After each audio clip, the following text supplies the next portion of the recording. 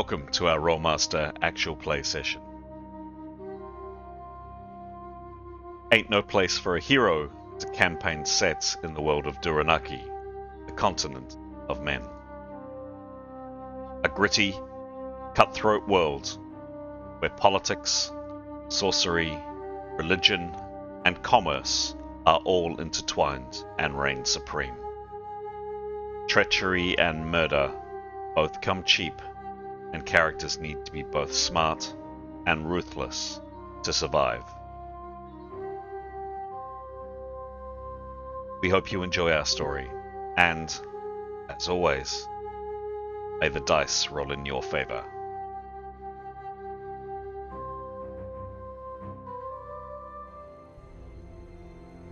Hello, my name is Chris, alternatively known on this channel and in this game as GM Chance. And it is my both pleasure, twinged with a bit of sadness, to welcome you to, as you can see on screen, the end of our story. This indeed is our epilogue session of a 6-year, count 'em, 6-year long-running campaign of Ain't No Place for a Hero. Who are the heroes? Well, the last heroes last heroes that were standing are those faces that are up on screen. We are sadly missing a character image there, which I suspect we might hear a little bit more about in a second. So those were the characters, half the faces of this game, but the much more important faces in this game are the ones up on screen. The players, the people behind the characters. And I'm now going to hand over and ask all of these people to introduce both themselves and also the characters that they play. Or played. Hello, my name's Aidan, and I play two characters. The first is Gray, who is Beastmaster. He's a big softie. He has a pet bird named Wingy, and a bit of a love interest as well. Mm-hmm. Not between him and Wingy. Although they do love each other. It's not that kind of bond. No. And the second character that I play is one called Demos, who is a spearman. He's a warrior and another big softie, really, with a great pair of legs and a beautiful head of hair. Nice one. And a spear called Brittany Spear. And Jamie Lynn Spear. Sorry, Brittany Spear was the original. Now he's got Jamie Lynn Spear. Cool, thank you.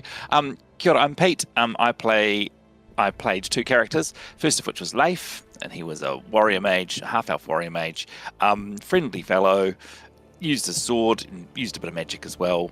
Other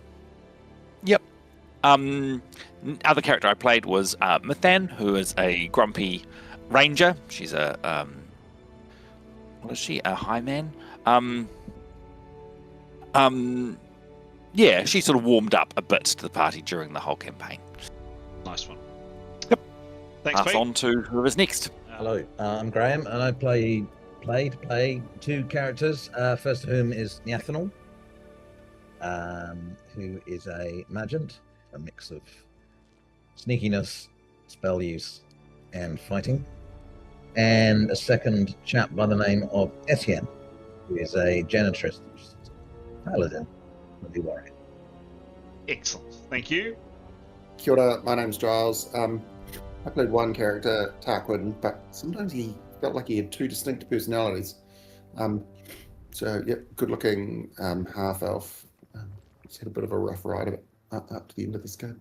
Yes, and thank you to you and Alex for showing up. Oh, hooray. I was just going to say, I put my camera on briefly, and then we can all decide that we should have the camera off. So apologies for this. I played Keros. She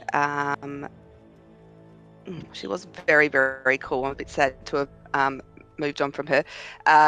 Weather mage, very powerful, and didn't always make the best decisions, but big heart. And she had victory who probably, let's be honest, was the star of the show, and the whole story revolved around keeping Victory safe. Excellent.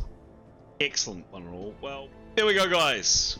Great job. Well introduced for the final time for Ain't No Place for a Hero. Now, just before we hand over to the real exciting part of today's session, where you guys get to tell me a story, a couple of words from myself.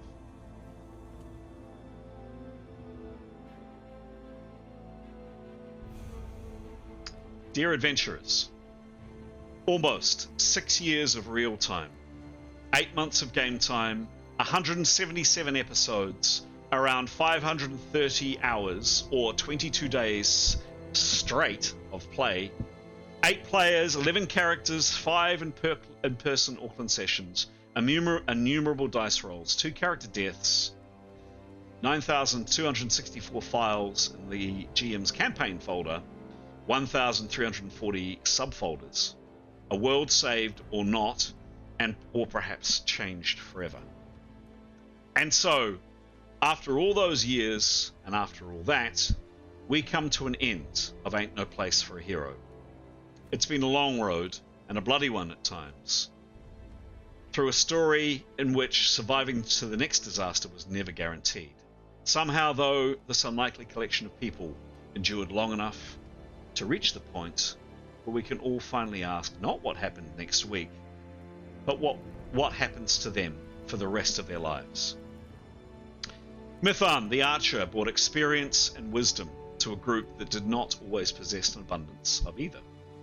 She will be missed, perhaps not for her warmth, but for her other qualities.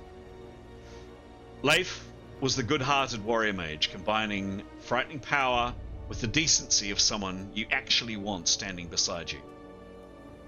Neathanel walked more quietly than the rest, a high elf of shadows, secrets, and subterfuge, whose talents often mattered most when no one noticed them being used. Demos, spear in hand, travelled an extraordinary distance from the person who first joined the company, always searching in his own way for something resembling peace.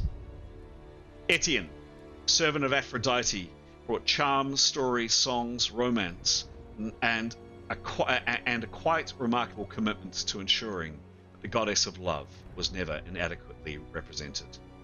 Tarquin, ever the survivor, brought a sharp mind, a sharper tongue, and an admirable talent for navigating the dangers of the world, without ever quite surrendering to its expectations. Grey, who became part of the strange fellowship and its story in his own unmistakable way, proved that sometimes the people you meet along the road become every bit as important as those that were there when the journey began.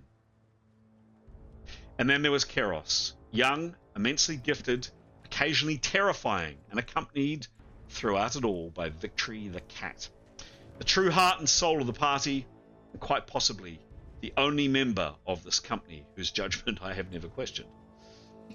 Today, though, what happens to them is no longer really mine to decide. The adventure is finished, the dice have stopped rolling, and there are no more encounters waiting around the corner. So this final session belongs to you.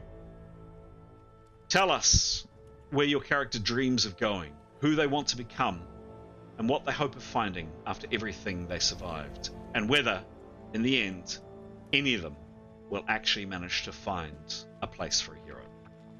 Your GM Chance. And with that, and unfortunately your camera's looped off on the recordings, but that's okay. With that, I'm going to sit back and I'm going to look forward to you guys telling me a tale. Well, I could just take down this battered old book from the top shelf, blow off the dust, and see its title, A Place for Heroes. Here follows an excerpt from the Heroes of Tarak Nev, a dramatized retelling of the triumph of the Bloody Headsman Band, the fall of the Enlightenment Union, and the heroes' flight from the Dead City, drawn from the testament of Leif Arlenson, authored by the sagacious L. Magnus Vestar, 1815. And it opens with Chonta. For all her years of study and meticulous planning, ruthless precision, when it came to it, Torvash Irini Chonta's final move was impulsive, desperate, and brief. As she bolted for the door, she found her only barrier to escape was a frail weather mage propped weakly against the exit. Barreling towards her, Chonta had time to register the mage's once fine robes hanging in shreds. Her shoulder, braced against the chamber door, allowed her left leg to hang limp, while her arms, entirely spent by the day's desperate struggles, likewise dangled lifelessly. Even as Chonta began to rain down blows, no defense was forthcoming. Karios seemed not to even acknowledge the violence. No flinch came, no cry, no sound at all. Then she caught sight of the mage's face, half hidden among matted, blood-soaked hair. It drooped alarmingly to one side, a shock of white bone flashing naked at the jaw. But it was her eyes that drew her in. Hooded, fierce, with an unnatural, unblinking stillness, they spoke to a hard, immutable defiance that Karios' ruined body could no longer express. Truly, the face of death, and the very last the Silver Lady would ever see. Chonta screamed and slashed, a sword rose and fell. In mute reply, Karios offered up her body to whatever came. A fresh seam split open across her shoulder, a second blow glanced from her wrist, and a third sinking a furrow deep into her arm. But Karios remained, silent, unmoving, and entirely passive, just two eyes burrowing deep into Chonta's soul. Leif, checking his surprise at the sight of the nemesis, blinking suddenly. Oh, I think we do.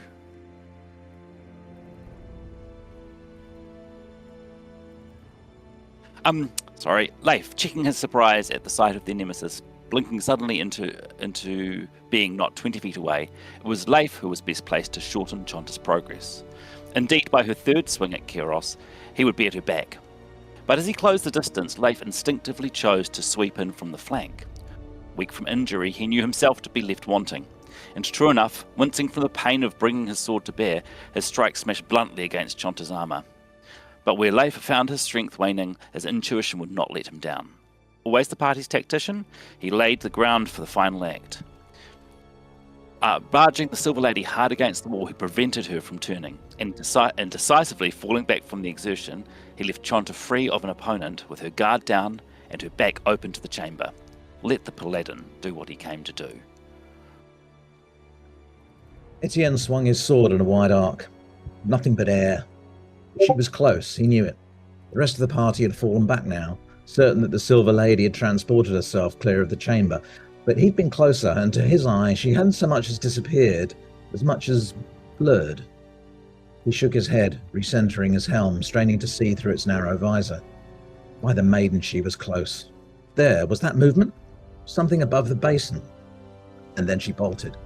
Pivoting, he watched Chonta leap past him, following her path as she crashed headlong into the Karios at the door. He paused, drew breath, and let the words of prayer come to him. One man comes in the name of love. He was moving now, pitching forward. Ahead he saw Leif lunge, catching Chonta's side, and then falling back. Etienne saw the gap. Letting his sword trail behind him, he drew his shield arm up to his right shoulder. One man, a thorn of the rose. Picking up his pace, he wound his upper body back, tensing every muscle in his upper body.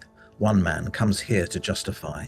As the target loomed, he began to bound, leaping from one leg to the next, counting out his steps as if dancing, taking off from his right, springing on from his left. One man to overthrow and release. Returning from his second leap, Etienne swung, pitching all his strength behind a near-perfect horizontal slash. If his blade made a correction, he didn't feel it. Both sword and master swung true. Etienne Gilderflower, reborn, reared, and delivered here for this moment. In his hand, Smite of the Unfaithful, forged 567 years previously in Glesserad, under her lady's own gaze, blessed and enchanted for this one purpose, fulfilled it now. One man, in the name of love, slicing clean through skin, sinew, muscle, bone, vein, and artery, Torvash's head separated cleanly from her body, and with it, the plot to unleash the depths of hell on an unsuspecting, at least in part, undeserving world, came crashing down. Love it. Do tell me when I need to change image, guys, because I don't know, obviously. I would say so, because Kairos is next. Yeah, I think there's a couple of images behind and Okay, yeah. there's Etienne. Lovely. Can I suggest that Aiden, you maybe do a sound effect quack when you load the next one, maybe, or something? Yeah, that's a good idea. I just need to remind myself where the sound effects are. Oh. So the quack's your cue to change image, Chris, Yeah. maybe instead of someone. Right, because there's Leif, which we missed. Yep, So good. they are amazing. There we go. Maybe just say next look at image them. might be easy. That amazing. Keros is next. Go, Keros.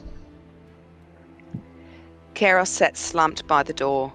Blood oozed from her body, but for what it was worth, she was alive. Or was she? Her blood still flowed. Her heart still kept time. Yet since her miraculous resurrection, she'd had the distinct feeling that a part of her had been left behind.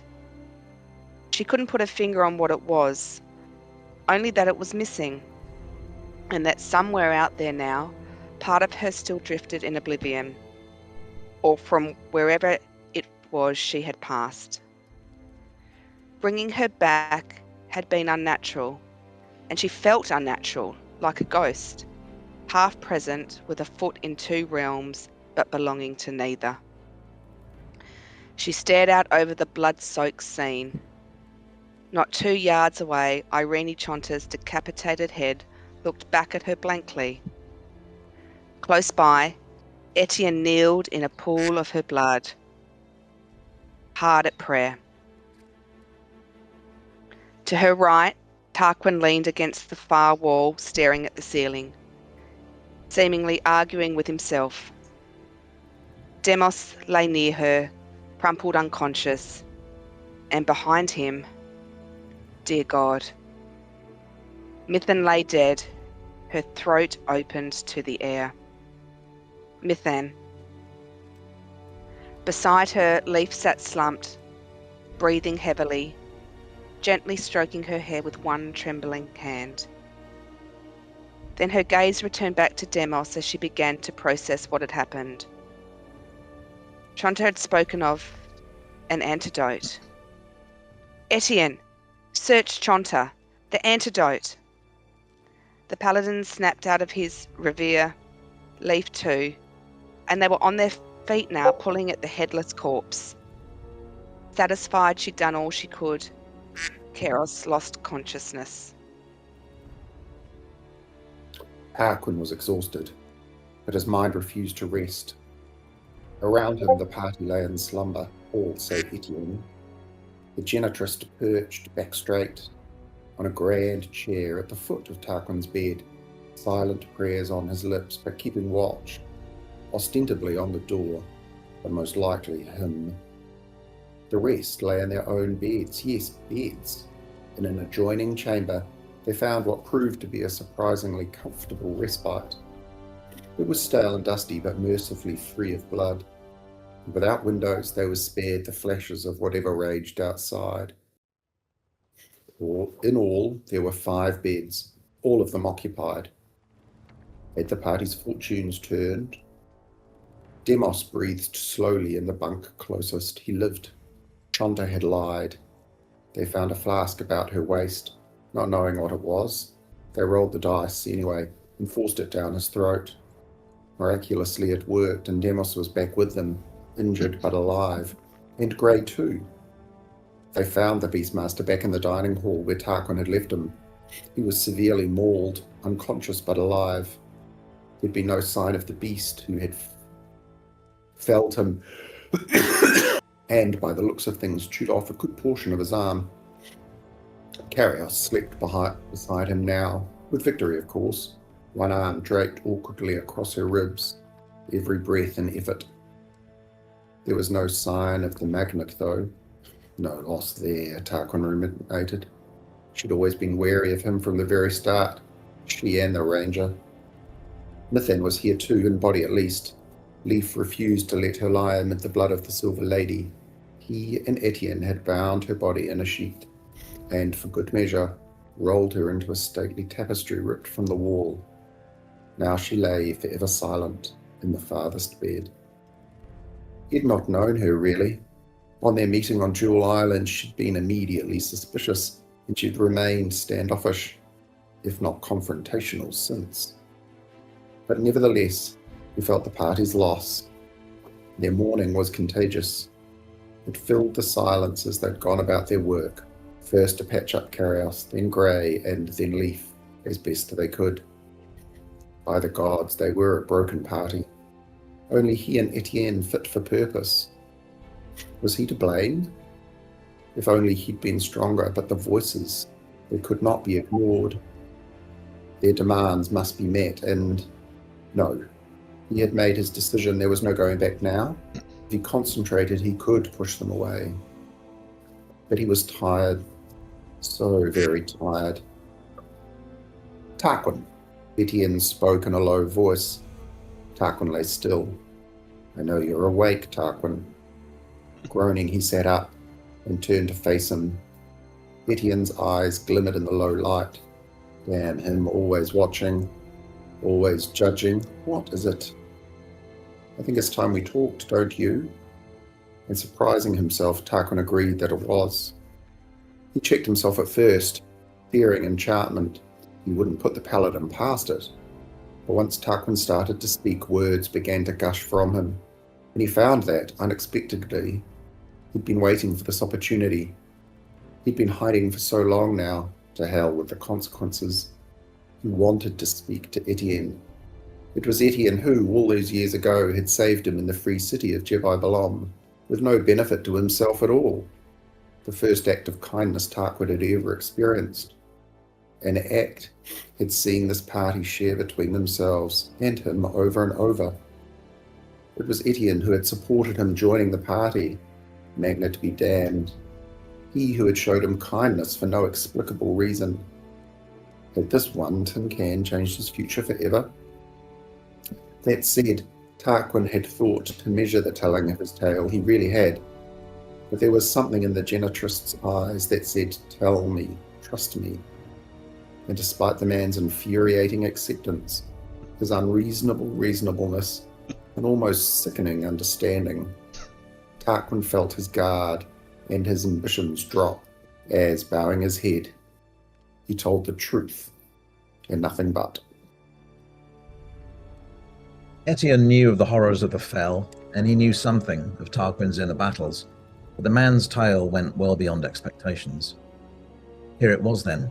Etienne's worst fears were confirmed. Tarquin was an agent in their midst. Or perhaps not. At least, not a willing one. But either way, their party had been infiltrated by a man raised amid the worshippers of the very god the Silver Lady had sought to wake. Reason enough to draw arms. Tarquin was half babbling, rattling through his life at a race of knots. Revelations fell from his lips. Yes, he'd been raised at the altar of the fell, the darkest, most twisted, cold-black, stone-evil deities in the firmament. Yet he'd been a true believer. Yes, he'd been their enclave's bright, promising talent in Jedi Balam, and honored as such. It was he who had been sent out into the world to gather new blood for the cause. Recruitment? Etienne asked. Not exactly, no. More sacrifice. Etienne splayed his fingers. Smiter loosened itself within his sheath. By all rights, his lady's rose should take the second head of the day. But no, let him talk. He breathed, let his sword arm rest. Go on, said Etienne. Tarquin went on, and in his tale Etienne began to sense the pain, the confusion, and then a stirring, a light in the dark, a conscience that Tarquin claimed had pulled him back from the brink. Because when his moment came to honor his cult, bring home his first crop, Tarquin had flinched, more than flinched. He'd fled, disavowing his creed, or so he said. Etienne studied the man. He watched the way his wide eyes darted, maddened by exposure to deeds more terrible than a man of Aphrodite's might conceive. He observed how he winced at memories and how his hands shook. Here was a man at war with himself. Here was trauma, perhaps madness. The paladin knew much of the truth, and something of how the body betrays a man who lies. He watched for the signs, a distinctive tell, but the more he watched and listened, the more Etienne believed. Tarquin explained how he came to flee his enclave, how someone had somehow tipped off the Rolemaster guard, how they had raided their temple and slaughtered his fellow adherents, his kin. But also he couldn't be sure whether it was actually he who had been the one to tip them off. He was straight with Etienne, his confession absolute, his inner turmoil, his doubt, his vacillations between disowning his gods and throwing his lot in back with them. He described the voices, how they called him, how they tempted him. But he claimed a conscience deep within his core that told him not to listen, a voice that could drown the others if only he could concentrate. In these lucid moments, he had come to realize the fell offered nothing but pain and suffering. But the other voices had grown louder in Tarak Nev, so loud he could do little but to follow their calling. And yes, there was the small matter of summoning the many eyes of Zeren's sister. That was him. He wasn't sure, but it was certainly he who had whispered his name, hadn't he? But he was sorry about that, truly sorry, and he wanted Etienne to understand that, when the moment had come, when their voices were screaming at him to turn a sword on his friends, to do everything within his power to secure Chanta's escape, he had stood tall. The goodly, righteous person Tarquin had always wanted to be had, in the end, triumphed. This was the real Tarquin. Couldn't Etienne see? The Tarquin Etienne had helped him become. Etienne did see. He saw all too well. They were not out of the woods yet, and Tarquin would be a serious liability if they were to escape Tarak Nev alive. Their next steps were clear. Flee the city as fast as they could, stream out of its gates, outrun the undead horse, cross the sea of fire, and march double time back through the Alamein. It was a miracle to have made it this far at all with an agent of hell as one of their number. To chance it on the way back would be madness. Yet for all his doubts, the Genitress Code gave Etienne all the direction he needed. He would not, he could not, strike down or abandon the penitent man. Tarquin was seeking redemption, and Etienne could not turn his back on him now in his hour of need, no matter what the risk. And Tarquin's heart was strong, how could it not be? To defy the will of the fell at the very gates of black hell, it spoke of an inner fire that few possess. No, Etienne would lead him back, drag him if he needed. There was more, of course. Had his order ever brought in alive a treasure such as Tarquin? A man who knew the way of the fell, who could reveal something of its network, its contacts, its could help smoke out and extinguish the nest. Etienne checked himself. This was all academic. Tarquin's presence was, of course, not coincidence. How could it be? It spoke to a guiding hand, and not that of the fell. Why would the laws of darkness chance sending a spy so clearly into turmoil, an agent who had already betrayed them in his heart and in his hand? No, this was the lady's work. He was sure of it. He glimpsed Tarquin's potential, but this was the bigger plan. And if he could not see the whole of it now, this was not his concern. Right now, he must trust in her, absolutely. His duty lay in escorting this man back to the safety of his temple, no matter what. And that's what he was doing. Tarquin. Tarquin was rambling now, no longer addressing Etienne. But as he cut in, Tarquin fell silent and looked up, tears in his eyes. Etienne saw the fear, but there was hope in the man's heart, there to be seized. Your heart is not a fragile, delicate bird, Tarquin. It's a hawk. Powerful, but still learning to fly. Listen to it. Cling to it. Those who raised you would have you believe that the root of love is a foolish romance, soft, wide-eyed, and weak. But regardless of whether you desire it, and I believe you do, Tarquin, I tell you, love is what sits at the core of the world. It is stronger than greed and hate, jealousy and pain. What brings us together will always be more powerful than what tears us apart. Remember that. I have a proposition for you, Tarquin, a path to seal your redemption. In a few hours, we will leave this place, and when we do, I want you to come with me. I have people you must meet. I am but the point of her lady's spear. I cannot give you what you seek, but I can lead you to those who can. Those who would gladly cut away the ties that bind you. Imagine it, Tarquin. Imagine what it would be like to be free. If you could only know the joy.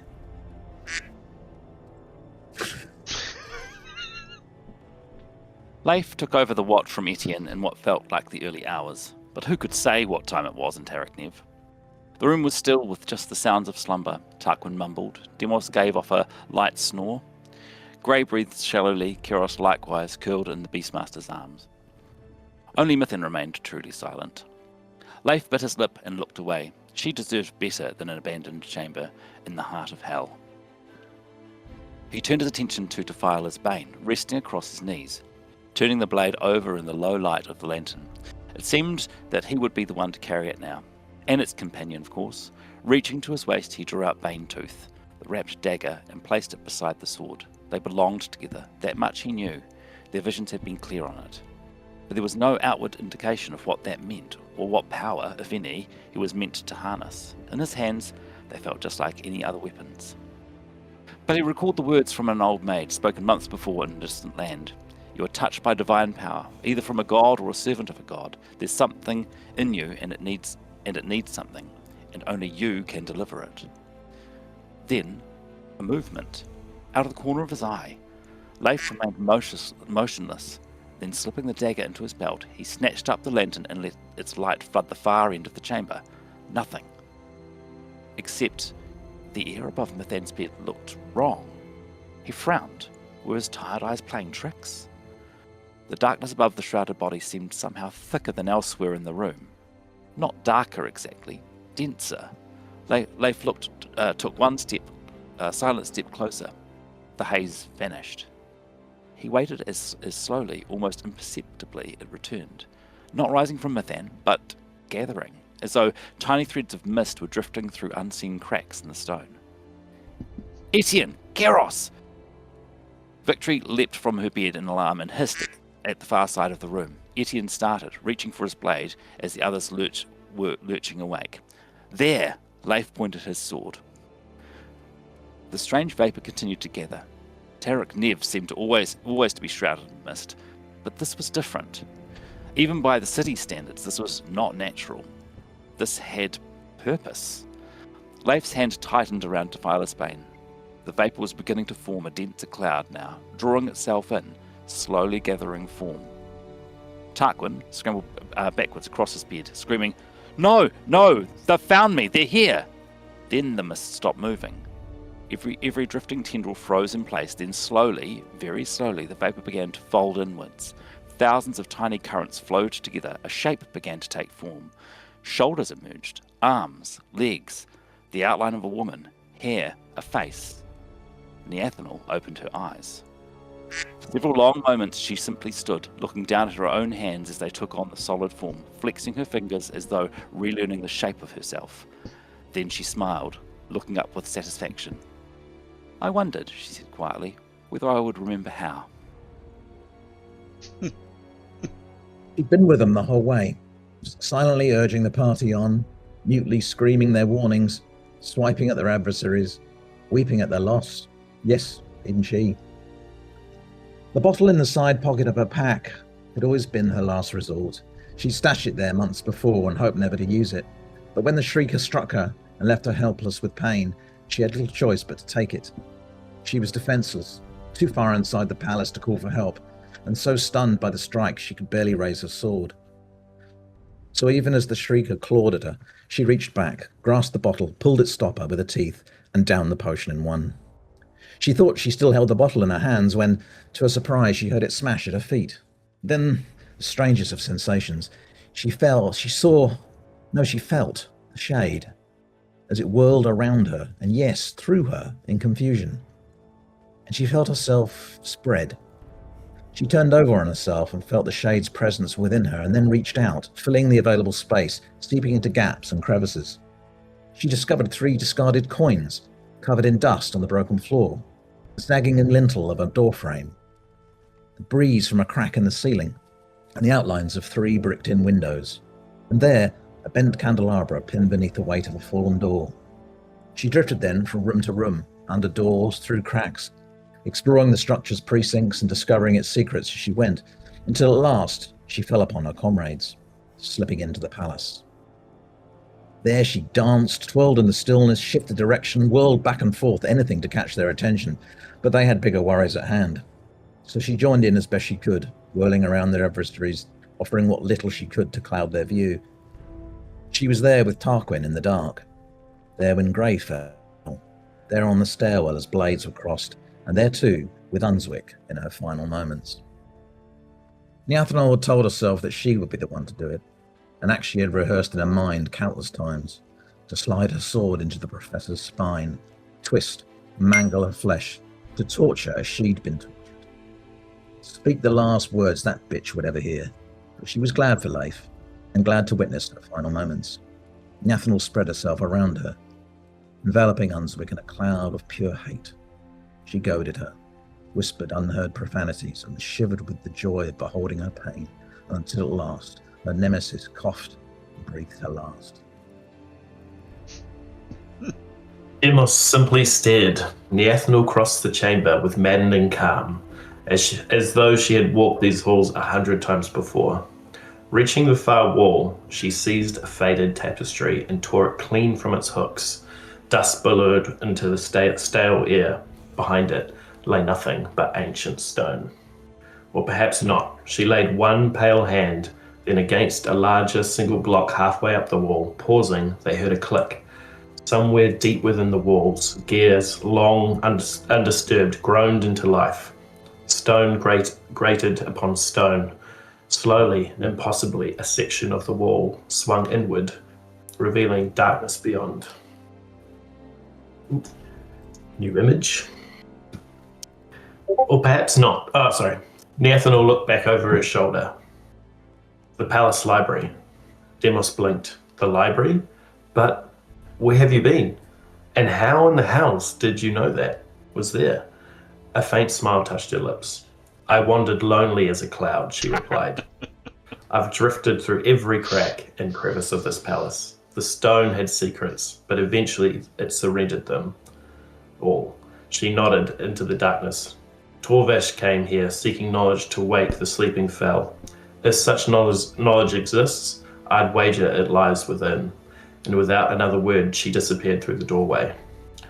The party exchanged uneasy glances before those who could hurried after her. Limping behind the rest, Demos peered inside. The chamber beyond stole his breath away.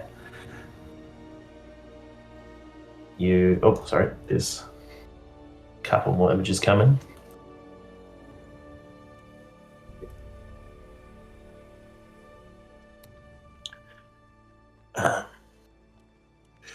The chamber beyond stole his breath away. It was perfectly circular, its walls rising into a graceful dome, entirely hidden between towering shelves. Thousands upon thousands of books stood silently upon them. Great leather-bound tomes, cracked scrolls cases, mouldering ledgers, delicate stitched manuscripts. Every surface lay beneath a blanket of dust, so thick that each footstep disturbed it into ghostly clouds. The air carried the dry scent of old parchment and forgotten centuries. Nothing had entered this room for an age, nothing until now. Near the centre stood a solitary cabinet. Unlike the shelves surrounding it, within its many shallow drawers rested neat rows of small crimson squares, each little larger than a man's palm. Hundreds of them. So you know, said Niathanol, it's rather difficult to read when you're made of vapour. But you can count, she tapped one of the drawers. There are 347 of these. Demos frowned. What are they? I've no idea. Kara stepped beside him. And you suggest? Niathanol looked at her evenly. We smashed them. What? Kara spluttered. They almost certainly contain records. Spells, perhaps. Rituals, histories. We could spend weeks studying them. We don't have weeks. But the knowledge, we don't have hours. Suddenly her voice silenced the room. Why? Asked Etienne quietly. Niathanol's eyes drifted towards the ceiling. Because something out there is waking. No one argued after that. Leif was the first to react. Oh, sorry, there's another couple of images coming.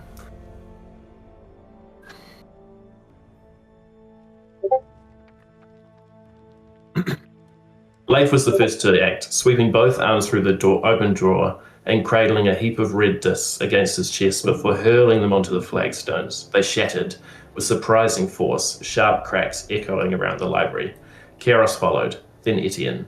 Even Demos found himself gathering armfuls, wincing every time another fragment scattered across the ancient floor. knowledge painstakingly gathered over lifetimes disappeared beneath boots and heels, reducing it to glittered shards in moments. Only Tarquin hesitated. No, he murmured. Think of what this place contains, what could be learned, what we could be understood. His hands hovered uncertainly over an untouched drawer. We shouldn't destroy it. The words carried an urgency that made Demos glance up. Etienne did not. The paladin simply rested a reassuring hand upon Tarquin's shoulder. My friend, he said gently, I think you've done enough thinking for the day. Tarquin looked up. Sit. He opened his mouth to object. Just there. Etienne pointed to an empty patch on the floor. Cross your legs, close your eyes, think of brighter days ahead. For a heartbeat, Tarquin remained frozen. Then, with something approaching relief, he relented, and Demos returned to the work. Across the chamber, Leif had abandoned the cabinet altogether. While the others destroyed the crimson discs, he had moved with growing excitement along the towering shelves, running practiced fingers over faded spines. Suddenly he stopped. His hands trembled. Another image coming.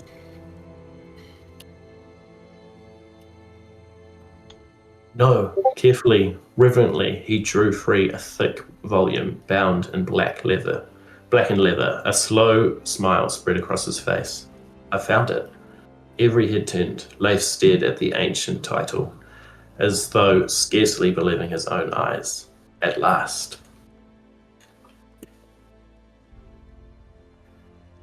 And new image.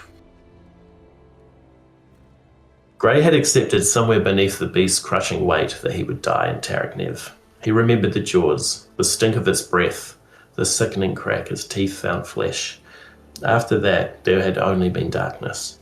Yet somehow, he'd opened his eyes again. He glanced down now at Karis. She leaned heavily against him, every movement costing her. She looked scarcely more alive than he had when she'd knelt beside him, yet her hands had never faltered. She had stitched up what she could, bound what she could, and somehow persuaded his blood to remain inside of him. He gave her shoulder a gentle squeeze. No words, none were needed. His own body felt as though another man inhabited it.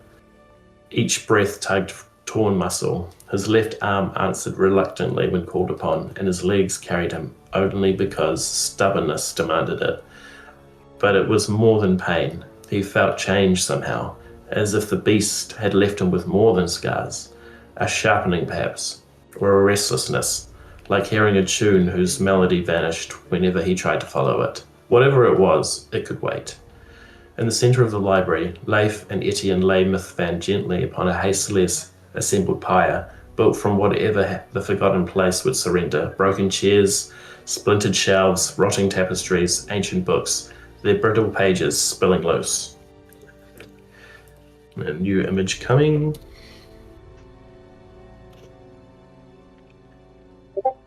Leif would not leave Mythan's body for the dead things that haunted the city, nor could they allow whatever foul knowledge remained within these walls to survive them. Better they burned it all together, and then it was time. New image coming.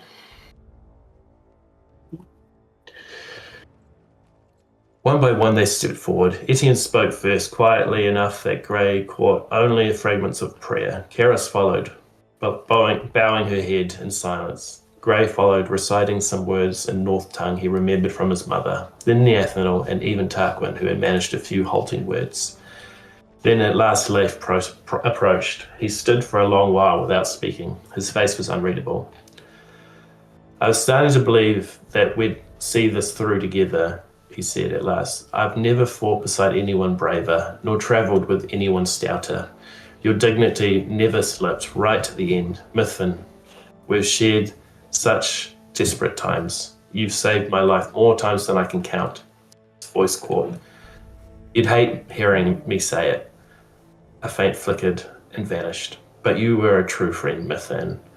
I can think of no one finer. I was proud to stand beside you, proud to fight beside you, and proud because I know it was never easy for you. Proud that you chose to let me in. Rest in peace, dear friend. I won't ever forget you.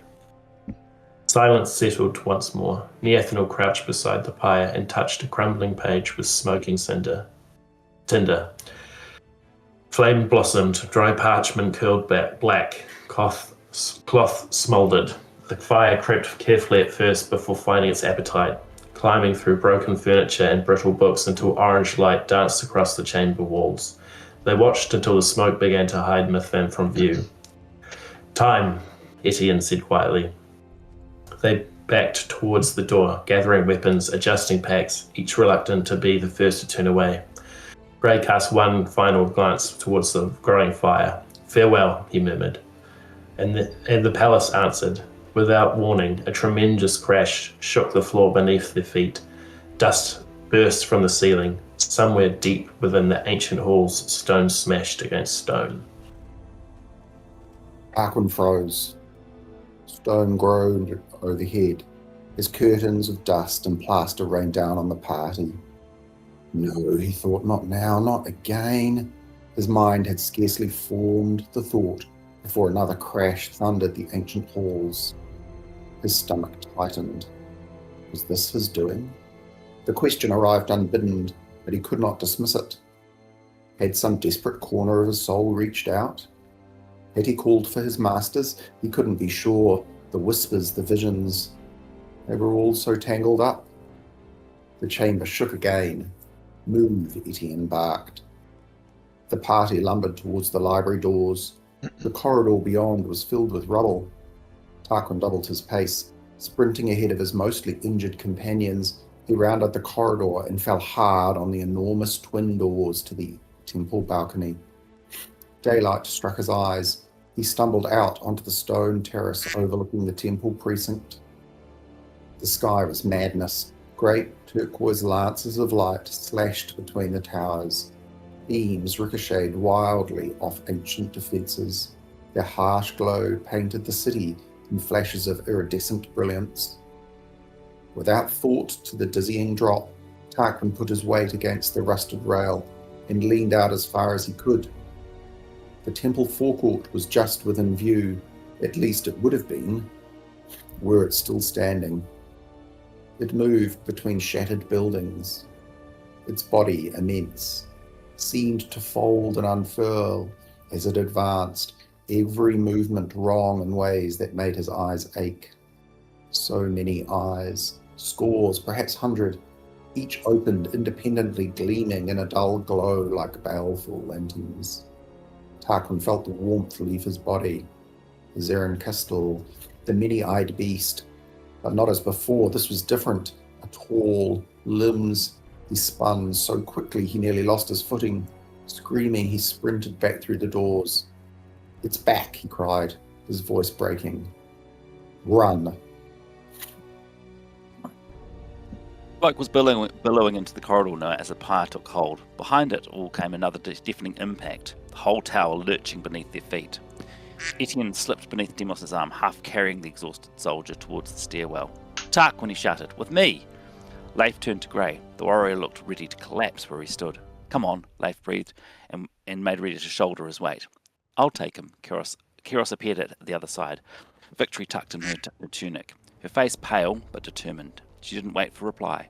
Her eyes clamped shut as the incantation spilled from her. The air stirred. Grey's boots lifted from the floor. Leif let go. Swinging Grey's body around her as though it were made of straw, she absently tucked his bulk right under her right arm and extended her left, dribbling something elaborate in the air. Seconds later, she was airborne, and propelling them both through the open double doors across the terrace and out into the chaos. Leif turned to follow Etienne. Another tremendous crash exploded through the palace, and the corridor bucked violently beneath his feet. A supporting buttress was torn free, and above the ceiling began to crash down. Through a shower of stone and dust, Leif caught sight of Tarquin rounding the stairs as the passage between them collapsed. From behind, Neathanel seized the back of his tunic and hauled him. "That way is gone. I know another." They ran. Around the sweeping curve of the tower they sprinted, leaping broken flagstones as the palace came apart around them. Reaching a weathered oak door, Neathanel burst through it. Inside, empty racks lined the walls. Rusted helms, shattered across the floor. She crossed the chamber in 3 strides and flung open another door. Daylight flooded in with the roar of the outside. Leif took the lead and leaned out from the threshold. His stomach lurched. The floor ended at the doorframe.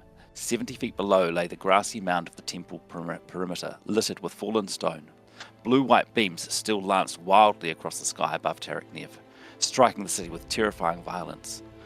Fixed to the outside of the palace below the doorway clung a narrow iron ladder, or what remained of one. Every rung wore a coat of dust. The uprights had swollen, and Leif could see that in some places the ladder had become entirely detached from the stone, rusted through. He swallowed. Grasping the rails, he swung out and over. The metal shifted beneath his weight. Wonderful, he gasped. One careful step, then another. He kept his body close to the wall, testing every rung before trusting it. Several crumbled beneath his boots, iron flakes spiraling away into the air. Halfway down, a loud, insistent groan vibrated through the metal. Leif froze. Then came the snap. He looked up. The ladder had torn away from the palace wall above him. A few yards below the break, Nathaniel clung to the remaining ladder, now hanging at a yawning angle from the wall. For one heartbeat, she simply looked back at him. And then she climbed, fast. Reaching the broken end, she suddenly released her grip and appeared to fall backwards when, in one sudden thrust, she sprang. Lifting off outwards and away, her cloak snapped open like dark wings as she twisted through empty space. Once, twice, 3 times she spun, folding and unfolding her body in an elegant sequence as the palace wall rushed past. Leif flattened himself as best he could as she flashed by at scarcely an arm's length. He waited for the impact, but it never came. He looked below. Nathaniel met his gaze. She was crouched at the base of the ladder, staring back up at him. A few seconds passed. Well? She sounded irritated. Leif almost laughed. It was magic. Was it magic or some impossible skill? He knew neither nor particularly cared, provided he survived the next 30 seconds. He descended the remaining ladder as quickly as caution allowed before abandoning it entirely, dropping the final 10 feet to the rubble below. Nathaniel was already moving. Together they sprinted along the palace wall. Neither suggested a destination. There was only one way out of the palace complex. Unfortunately, it led directly towards whatever monstrous thing was tearing Tarik Nev apart.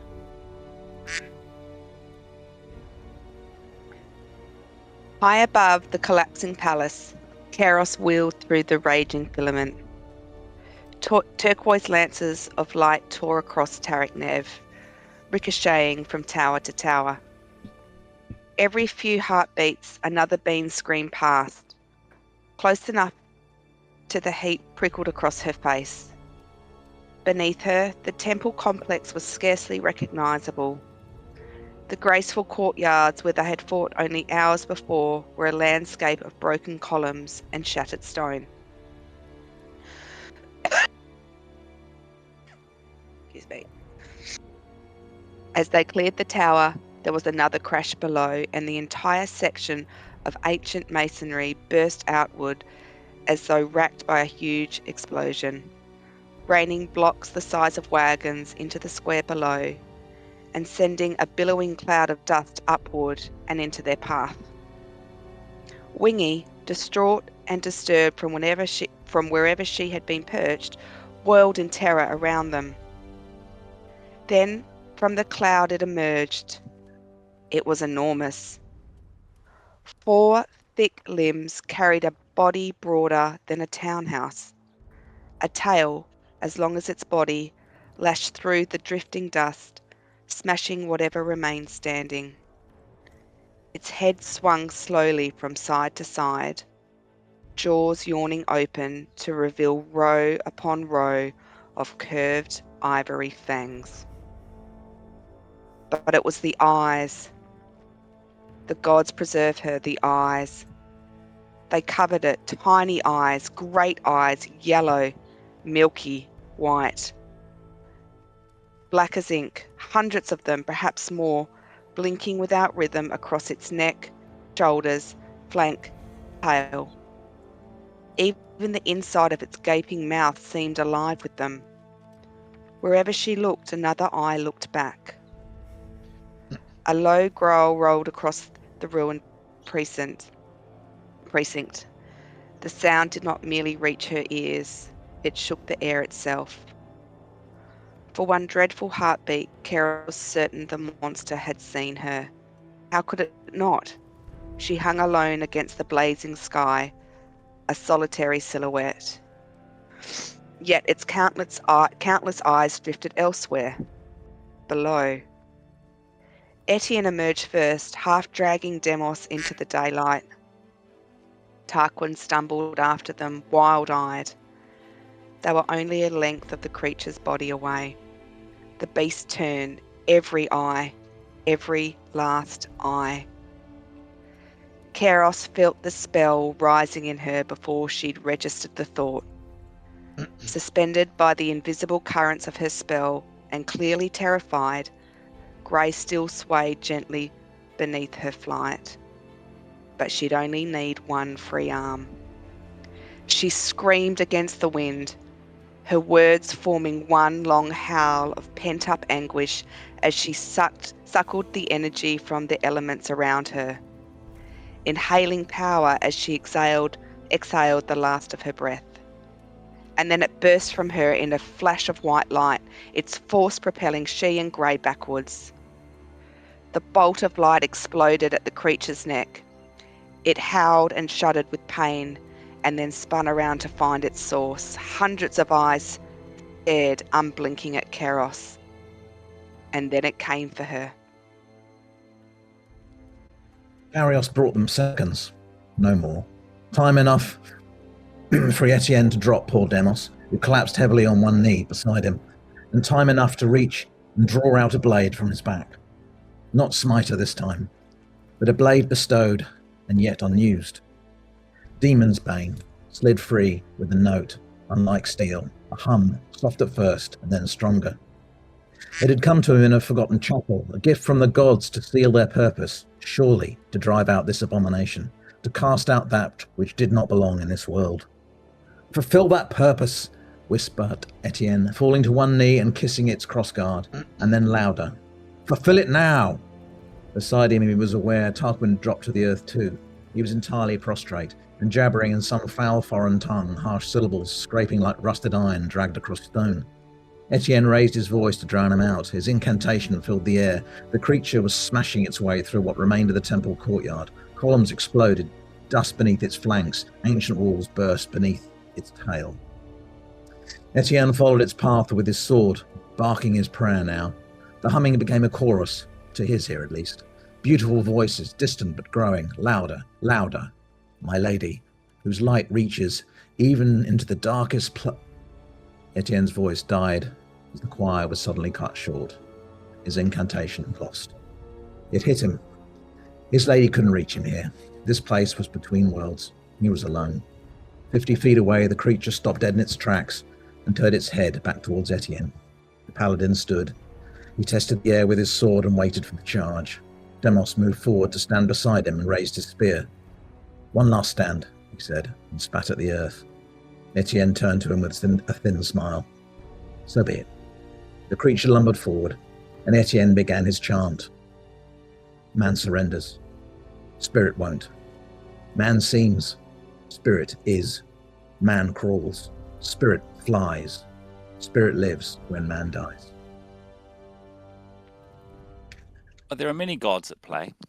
Many had fallen in behind the fell. Others had taken up positions against them. The heavens, it seemed, were split evenly on the matter. Some gods willed hellfire and damnation. Others felt the world, imperfect as it was, should be preserved. But of all the gods, only one still held sway in Taraknev. And it happened that she, despite her nature and distrust of those outside her brethren, fell into that second group. Her voice could still be heard amid these city walls, even as the cleft to hell slowly widened. She, alone, didn't need to break in, because she'd never left. The party had felt her wrath, not least Leif, who had burned for it at her altar, but unbeknownst to them, they had also found favour. They had been tested, Etienne, Leif, Nathaniel, Mathan, Demos, Keros, and Tarquin, one by one, and for all their weaknesses, their ignorance, and their false idols, in the end, they had been judged worthy. They would know none of this, of course, except to discover that, while one goddess's gift was found wanting in the final act, another's could be brought to bear. Choirs had sung of the party's significance. Lights and tendrils had marked out the chosen. Each in the hero party had dreamt of 2 sacred items 1,000 times over. They had woken, mouthing the words. Their images burned into their tiny minds. Their intent, surely none too subtle, had brought them here. Now, for this one purpose. All they had to do now was to finish it. Still sprinting, Leif and Nathaniel rounded the tower. At the sight of the creature looming up in front of them, its tail swiping at masonry not 20 feet from where she stood, the Magian caught her breath and stopped short, at a loss for what she could possibly bring to bear against just such a thing. But Leif hardly broke step. In his hands now, a dagger and a sword. A dagger pulled by his hand by their hands from the depths of the ancient Arcana ruin 8 months before, in an act that had put them on the path to here and now. A sword plucked not 2 days ago from the Temple of the Burning Night by his companion in arms. An ancient sword and dagger, millennia old, together at last.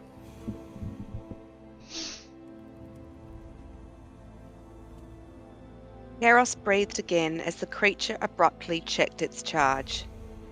Seemingly abandoning its attempt to swat she and Grey out of the sky, the monster wheeled away, its countless eyes flicking back suddenly to Etienne, Demos and Tarquin. At the same moment, she caught sight of Leif and Nathaniel sprinting into view behind, to join them in what could only be a death, straight into its path. They would all be felled in a single blow, she was certain. Unless... How many times had Keros tilted the odds in Hero's favour? From those first desperate days across Cropolan to the battle beneath the temple only hours ago, her magic had so often opened up the sliver of hope where death had been certain. Never was it needed more than now. She didn't have time for calculations. Seeing the creature's perches on a mound of shattered masonry, she instinctively cast. No sooner had the idea come to her than words were out of her mouth. It was impossible to say what drove him forward. Nathaniel saw only madness. Leif was sprinting straight towards the creature, into the reach of its vast thrashing tail. One careless sweep would pulp him against the shattered stones. Yet he never slowed. There was no plan now, no clever manoeuvre, only the desperate conviction that something, anything, might present itself if he could close the distance. And it did. The creature dug its claws deep into a towering mound of broken masonry and reared skyward with an earth-shaking roar. Balanced upon its hind limbs, it rose almost to the height of the Oracle's tower, its immense frame unfolding in terrible majesty. Hundreds of eyes narrowed as one fixing upon the tiny figures before it. Tiny insects in its shadow, Etienne, Demos, and Tarquin gazed up at it and prepared their last. But as the beast gathered itself to strike, Keros made a small but decisive adjustment to the scene. The mound beneath its left claw simply vanished. One heartbeat it was there, the next empty air. The creature lurched violently as its weight shifted into nothingness. Its balance disappeared in an instant. The remaining claw skidded across loose rubble before the entire colossal mass tipped sideways. It crashed down with the force of a falling fortress. The impact hurled a shockwave through the temple precinct. Stone burst apart. Dust and shattered masonry exploded into the air. What remained of the tower groaned, cracked, and began to collapse after it. Leif barely noticed. He ran straight into the storm. Blocks of stone crashed around him. Fragments whistled past his head. The air became a choking wall of dust and flying debris, but he never broke stride. For all its countless eyes, the creature never saw him. He burst through the swirling cloud and found himself beneath its sprawling bulk. Towering limbs writhed overhead, searching for purchase. Leif didn't hesitate. Driving forward with every ounce of strength left in his battered body, he thrust Defiler's Bane upward. The blade sank to the hilt through the centre of one enormous yellow eye. Leif burst out from the cloud as quickly as he vanished into it, only now he was airborne and travelling head first. His limp body sailed 20 feet before crashing into the cobbles with a sickening crack and coming to rest in a crumbled heap. He didn't move. The impact tore Banetooth from his grasp. It skipped and spun across the broken courtyard before skittering to a halt scarcely 30 feet from where Nathaniel stood. No sword. Could it be that he had struck true? The answer came as a roar so immense seemed to shake the foundations of Tarak Nev. Yathana was already moving now, though. One hand shot out towards the fallen blade. One word. The dagger sprang from the stones and sliced through the air into her waiting palm, and she never broke stride. Sprinting forward, the dust cloud swallowed her whole. Chaos, stone tumbling from somewhere overhead, the air churned with pulverized mortar, so thick she could scarcely see 10 feet ahead. Then, through the swirling haze, the creature's vast shape resolved itself, heaving, twisting, and struggling to rise. She saw an opening and seized it.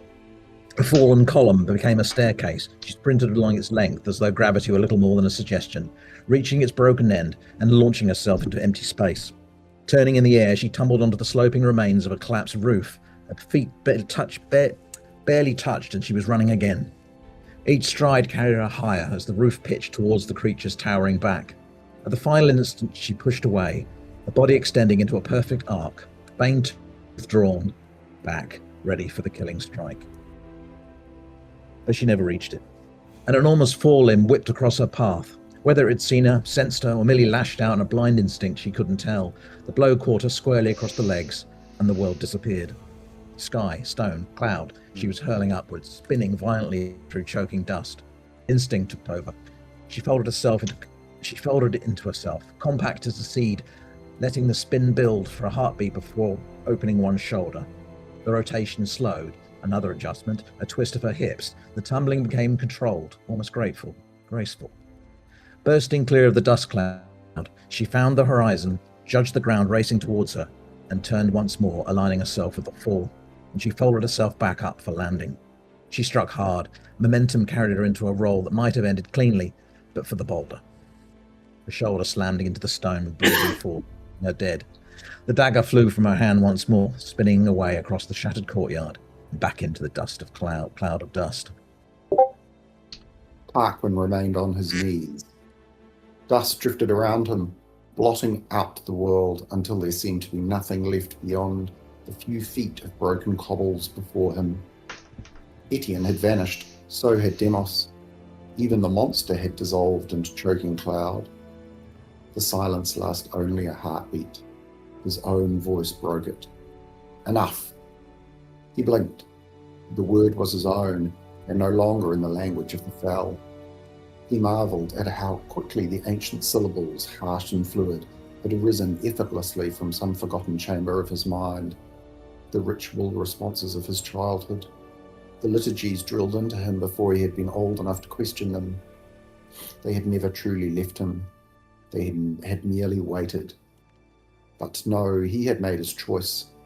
Zeren still would show him no mercy. The prodigal son, the promising acolyte, once destined for greatness beneath the banners of the fell, now little more than another traitor to be crushed beneath their heel. He echoed the paladin's words. So be it. A metal clatter broke through the dust. A few feet away, a dagger skipped across the cobblestones, bounced once and slid to a halt. Tarquin stared at it through strands of sweat-soaked hair. Then all at once, certainty.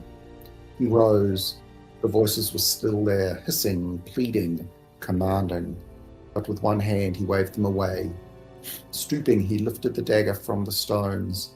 It felt strangely warm in his hands. Cradling it in both palms, he stepped forward into the settling dust. The ground trembled. Somewhere ahead, something colossal drew breath. Zeren was still rising. Tarquin advanced without haste. Each step was measured and calm. The fear had gone somewhere beyond him now, replaced by a quiet resolve he scarcely recognized as his own. Slowly the dust began to thin. A vast silhouette emerged, a limb, a tail, then the monstrous bulk itself, hauling its impossible form upright amidst the shattered rubble. Tarquin stopped. He waited. Dust continued to fall from the creature's hide in great grey curtains. Scores of blinking eyes searched the ruins, straining to find the wielder of the accursed sword, the emissary of the she-witch Aphrodite, the broken spearman, the woman who dared to leap upon his back, the detestable mage and animal who flew somewhere above, and most of all, for the traitor in his midst. But Tarquin, was not seen until the final instant. As he stepped forward, some 40 of the creature's yellow eyes snapped to the lonely figure caked in dust. Momentarily alarmed to find him so close at hand and hidden amongst the ruin. But by then it was too late. With both hands, Tarquin drove Banetooth upward with every ounce of strength he possessed. The blade disappeared into a great unblinking eye. The roar that followed seemed to tear at the fabric of the world, but it was brief. And so it was that Zeranch he of perpetual agony, overlord of the fifth plane, servant of Azeroth the Waiter in the long night, conqueror of Tarak Nev in the Second War of Scarthus, was unmade. His vast form shuddered. Then reality itself seemed to reject him. In 1 second, the vast behemoth stood, poised to flatten everything and everyone in his path, and in the next, he was gone. Grey drifted through the air, terrified. Thank the spirits, the creature was gone, but turquoise beams still ricocheted wildly across the city, striking towers, walls, and palaces. They had come within a whisker of shooting them out of the sky, but thus far, despite their precarious position, miraculously, he and Kairos had escaped their path. But as he watched, he noticed a change. The shafts of light had begun to lift, pivoting skyward. Slowly their angles increased, so they ceased to strike the city. The barrage began to converge, closing up like the closing petals of a flower, becoming a cone of flashing light that appeared to intensify as it converged into a single pulsing beam, pointing directly towards the heavens, and then it vanished. There was silence. The crashing of stone was over. Only the drifting dust remained. Kairos did not pause to take in the spectacle. They swooped low over the broken temple ruins. Grey cast his gaze around to locate the others, and it was then that he saw them. New image coming. Movement stirred beyond the shattered temple wall. At first, he took it for the shifting mist. Then the shapes multiplied, figures, dozens, no, scores. Kairos, the mist was filled with shadows, advancing without haste towards the temple, yet with a dreadful certainty. Some lurched, others crawled. Some stood impossibly tall, while others scuttled low across the broken ground. Here and there, pinpricks of crimson green and sickly yellow glimmered within the mist. Eyes, hundreds of eyes. Kairos followed his gaze. She said nothing. Below, Neathanel emerged from the settling dust with the fireless bane clutched in one hand. Leif hung limp across her shoulder, his body still. She reached Etienne, who immediately took the sword, while Demos and Tarquin gathered around the unconscious warrior. Kairos, Grey managed, we all fly. She nodded. Once reaching the party, her words were in order. They're coming. It looks like the whole city. We're leaving now. Grey. New image coming.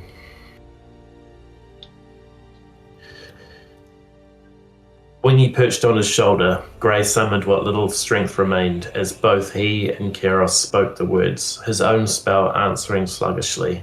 Little more than a whisper compared with the last of Kairos's power. Yet together the enchantments held. Invisible currents lifted the party one by one from the smashed cobbles. New image coming. Demos grimaced in surprise as his boots left the earth. Tarquin muttered an oath, and Etienne too. They all interlocked arms, Etienne pausing to take Banetooth from Tarquin, who still held it outwards as if still caught in the moment of the strike. Etienne smiled at him. The hero of the hour, my friend.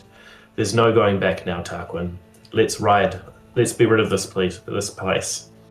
Kairos took the lead with one arm wrapped around Grey, who locked arms with Demos, who finally gripped Etienne with his good arm. Etienne held Tarquin, who grasped Neathanel around the waist, finally clasped in both of Neathanel's arms, Leif entirely inert. A living chain, they rose into the murky air. 6 lives, and all in the hands of the broken mage. Grey stared at Kairos, his heart full to bursting. What would they be without her? But what would he be without her? He vowed there and then he would never leave her side again. They soared skyward, wingies whirling twice around the party, set off at speed in direction of the docks. With no landmark to steer her, Keros followed, trusting the bird would have a better sense of direction than her. Below, Tarek Nev was waking. From the alleys and the collapsed plaza, twisting forms followed their passage. Some resembled men, only distantly, their limbs bent at impossible angles. Others padded on too many legs, bloating things, dragging themselves through stagnant water, while creatures with long white arms hauled themselves over fallen masonry. They had stirred the hive. The city's dead had come to collect them. Ahead, Keros suddenly banked. The wall. New image coming. Oh, sorry.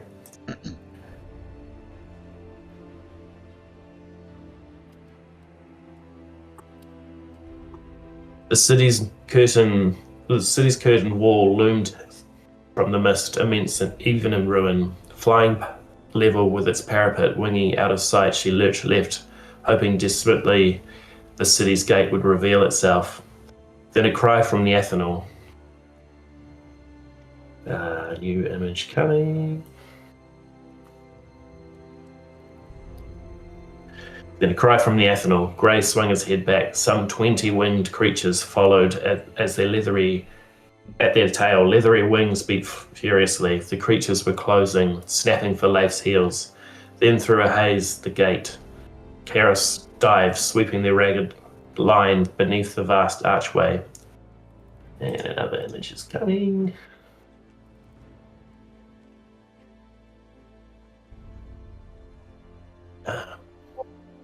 Keros dived deep, their ragged line beneath the vast archway. At the top of his voice, Etienne hollered the Guardian's true name. The response was immediate. Above them, something enormous stirred. Grey looked up just long enough to see glistening strands of saliva hanging beneath its teeth, the size of a balustrade. A tongue, broad as a bridge, stretched across the black moat beneath them. They passed beneath the creature's gaping jaws. Only moments before it, they snapped shut. Grey strained his eyes to track the winged creatures. Gone, left behind. The Guardian's voice farewelled the retreat, booming out at them as they flew. Filth, intruders, thieves, you think you have won? We will rise again, and we will hunt you till your undying days. Only when the foul city had disappeared into the mist behind them did Grey finally allow himself to believe that they might yet live.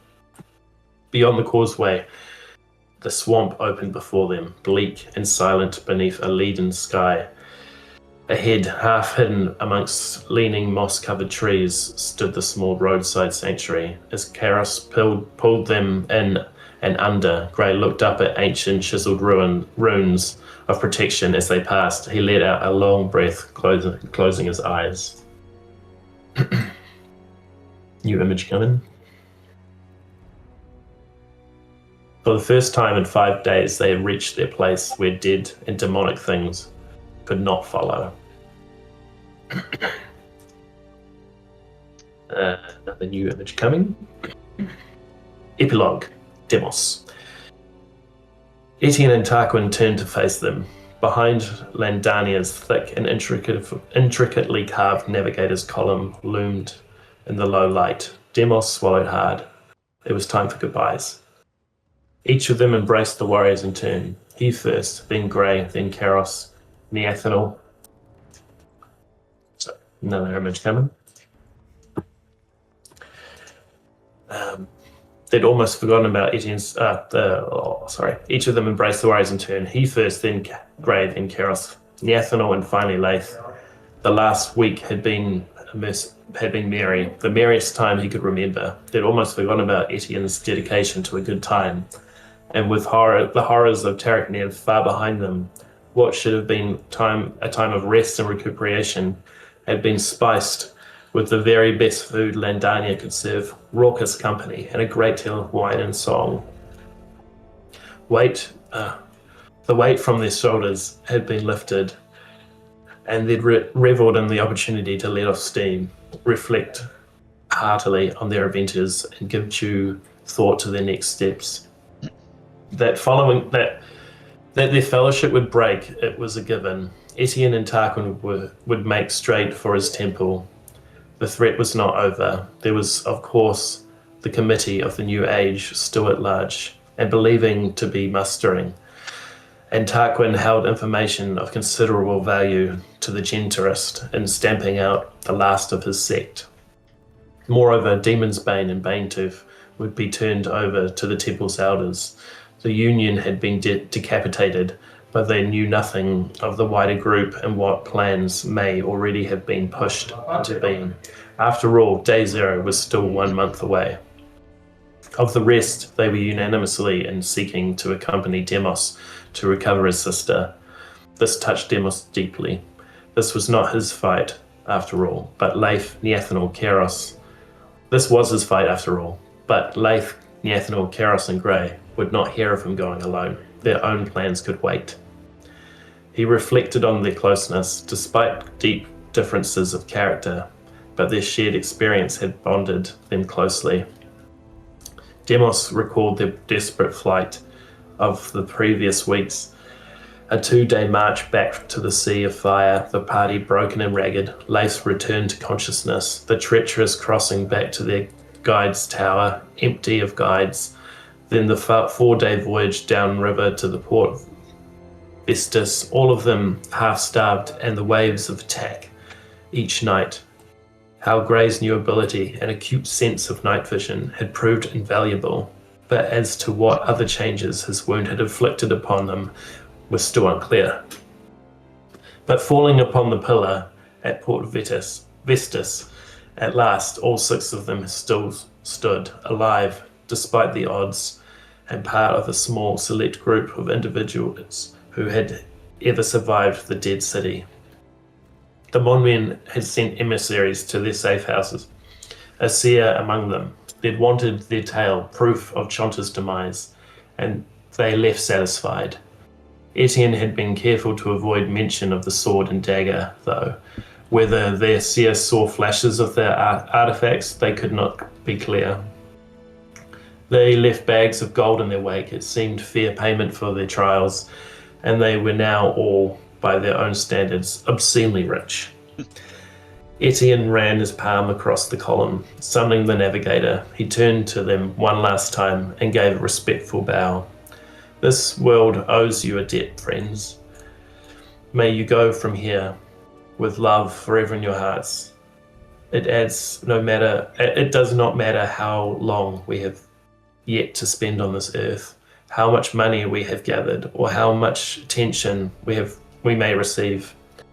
It is the amount of positive vibration we radiate that matters, and together I say we have sent tremors that will have crossed continents and rumbled in the very heavens. Only the sum of us could achieve this, and I am forever in your debt. None of you were bound to our task as I, but you followed it the same because you knew what was right. Bless you all. I pray we meet again. Farewell. It's another image coming. At these words, Tarquin bit his lip, tears in his eyes. He could not say what he wanted to say, but managed one last look back at the party. All the same, meeting each of their gazes in turn, and then they were gone. And this is Epilogue 2. Leif. A month later, they were back where it began. Leif, Neathanel, and Keros stood thigh-deep in crisp, cool water. A light breeze rippled the waters of a familiar tranquil lake. It was close to midday, and the warm sun bore down on them, lending the lake a dark blue sheen. Hands cupped around his eyes, Grey sat watching in the shade of a line of willows at the water's edge, Victory purring in the Beastmaster's lap, Wingy alert at his shoulder. Since his attack in the temple in Taraknev, he had found that bright sun caused him discomfort. It seemed his newly acquired ability to see as an owl at night came with compromises, and prolonged exposure on a day like today would leave him with piercing headaches. He would adjust. Last night they had camped amid the burned-out ruins of a monastery some 9 months since they'd witnessed its destruction. And this morning they had followed the woodland path to the lake shore. They'd waded out atop submerged walls of an ancient structure that had once sat at the lake's shore, now flooded, well, partially flooded. The 3 surviving members of the Bloody Headsman band stood together, heads bowed in silence. They reflected on the path they had taken together. Young, inexperienced swords for hire, thrown together by circumstances, and soon to be bound by the treachery of their employer, and sent on a task the scale of which they could now scarcely believe. Leif held out Mithan's bow. In the other hand he produced a rock and tied it to the bow to weigh it down. Crouching, he placed them just under the surface, ran his thumb across its finely carved grip one last time, and let it go. They watched in silence as the bow sank until it was out of sight. Cropelin was much changed since they last left it. Peace had returned, and with it order. The new king had installed garrisons across its length, and its paths and roads were less treacherous than when last I'd walked them. Though these days, of course, they had rather less reason to fear anything that walked them. They'd all felt the need to come back, close the circle before they went their separate ways. For Kiros and Grey, a quieter life beckoned. They planned to head first to Jebimabeth. Their gold would buy much needed healing for the still young mage, and Grey had high hopes she would reclaim the fierce lust for life that had so drawn him to her when first they'd met. More gold would buy them land, a small farm perhaps. After that, perhaps a family. For Neathanel, though she would not speak of it, it would be a return to her calling. Though easy company to her friends, the need for revenge still coursed through her veins. Questa would be revenged, and the Black Embrace would fall. They would not be expecting her. If her former colleagues of the Hidden Blade happened to recognise her from the fresh-faced urchin that once sat among their number, they would not recognise her new strengths. One by one, they would die. She would work herself through the whole organisation. Bottom to top, right up to the head of the snake, M.E.R.P. Wyvern. He would be last, and his death, lest the goddess, would be painful and prolonged. Leif's future was less fixed, but despite the others' protestations, he had set his mind on seeking out the Seeker, the seer whom they knew had been tracking them since they looted his tower 9 months ago. He had Neathanel's word that the memory stone had shown the very same man she'd seen on their heels as they sought to flee Landania, despite the intervening centuries. In Leif's mind, he had been convinced they were one and the same, and that the keeper of the Seer's Tower, 2 days' travel to the south, was indeed the same Alvestar who had fought against the forces of Scarthus to liberate Taraknev some 300 years earlier. He could not explain his certainty, but he felt compelled to close this, the last loop. Perhaps it was in further pursuit of information about wish magic, as Bel Auric the Valiant, the author of the wish magic book he found in Taraknev, had fought alongside Alvestar to liberate Taraknev. Leif had questions, and if nothing else, he would throw himself at the mercy of the seer, and return a few of the items they had looted. In his heart, however, he sensed a powerful ally and a man who might make some sense of the incredible events that had seized and upturned Leif's life, and perhaps point him in the direction of what he should do next. So it was that the following day, Leif, Neathanel, and Kiros and Grey came to a crossroads and went their separate ways. Leif taking the path southeast, Neathanel southwest, Kiros and Grey the road directly west. For a long time they held each other. There were few words, it had all been said. There were promises of looking each other up. Severin's dead letter drop was there to be used, and they had between them enough navigated tokens for a lifetime. But none of them in their hearts believed it would happen. Their paths, like their destinies, pointed to different poles. I'd say well read one and all, and thank you so much, Graham and Aidan for producing that. Yeah, the images are tremendous, absolutely tremendous. I'll make sure that everybody gets a copy of them. Nice work, folks. Nice work. Thank you. I contributed nothing to that. I take no part in any of the glory. So great, fantastic. Love the story, love the images. Thank you again, guys, for all of the time, the effort, and the energy that went into producing that. And yes, Aidan, I think we'd all love to see the blooper reel of the 8-fingered people with 3 heads or whatever it is that the AI came back with. Some of those images were amazing. Thank you. And elements of the story really caught in my heart, Graham. That bit about Mithan, particularly the funeral pyre for Mithan and the bow at the end with Mithan, I loved it. So thank you. Really, really cool. So look, a part of the brief as well as telling kind of what immediately happened for your characters, was for them to daydream a little bit, to think about where they want to be in the future. And some of the story that you've just told does, I guess, flesh that out a bit. Does anybody want to speak for their character? No obligation to, but does anybody want to speak for their character a little bit more about where they see themselves, what they dream of, what their future may look like? If not, no problem. We can go into questions. Pete, yep. No, I can. I mean, you, like you said, Chris, like you wrote, Graham. Yeah, Leif wanted to help Demos, to say goodbye to Mythan, which they did, to see Keros and Grey establish, heal Keros as much as possible. But he was always about people. Yep. And he also intended to be an adventurer. So his plan would be to continue to adventure whilst going visiting people. That makes sense. So he would go and help Etienne with any further quests. I believe there was a plan for Etienne was going to hook up, and perhaps he would go and check on the Isle of Darn to see, see what was happening there. Like was intimated in the story, he would go and visit Seer and try and patch things up there if possible. He would check in on Valdez, perhaps, from the beginning of the game, who I think we left in rehabilitation. He was an addict. Yeah. Yep. Leif would. His plan would be to find other adventures with his friends, with the friends, whatever they're doing in their lives, and including the Twilight Party. Cool. So he might go and, connect with, with Askel, or whatever's happening in perhaps not Nicholas, but that's what Leif would do. He would want to sort of continue to keep the party spirit alive by traveling and visiting them. That's his goals, anyway. Yeah, nice one. Thank you. Anybody else? No obligation to, if you want to leave it as was mentioned in the story. But yeah, anybody else? I think Gray would definitely want to meet up with his old team, and find out how they are, what stories they have, and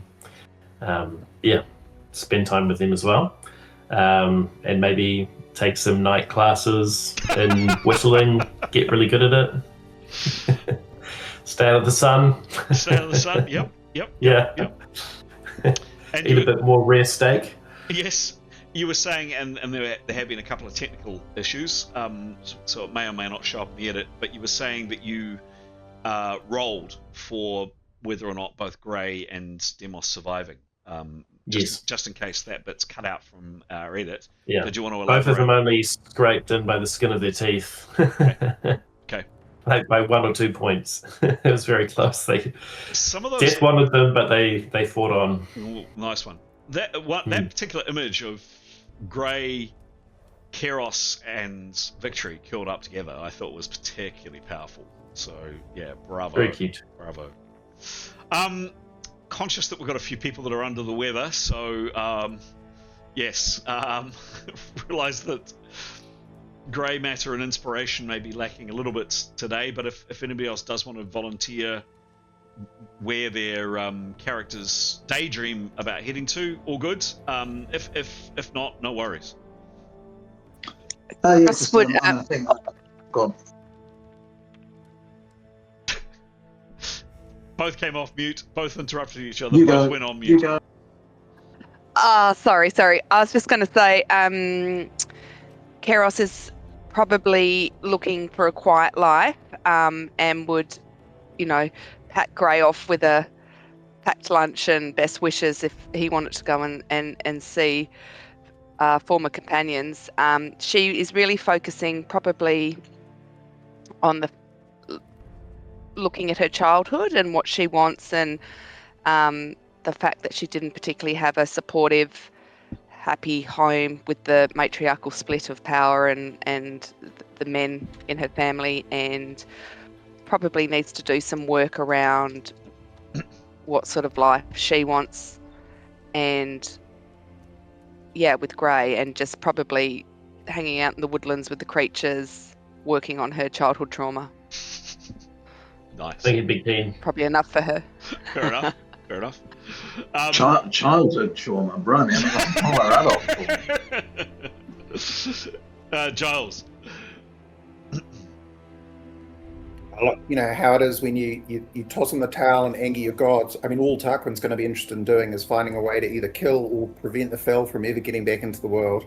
That's what he's going to do. So how that happens will depend entirely on the debrief, I guess, and how rigorously he's debriefed, which I'm guessing might be pretty rigorously. Quite, but done with love. But done with love. Right. Done with Of love. course, it goes without saying. Yes. So yeah, I mean, he'll be singularly interested in trying to make sure the Fel can't have as little or no impact on the world as possible. Nice. Cool.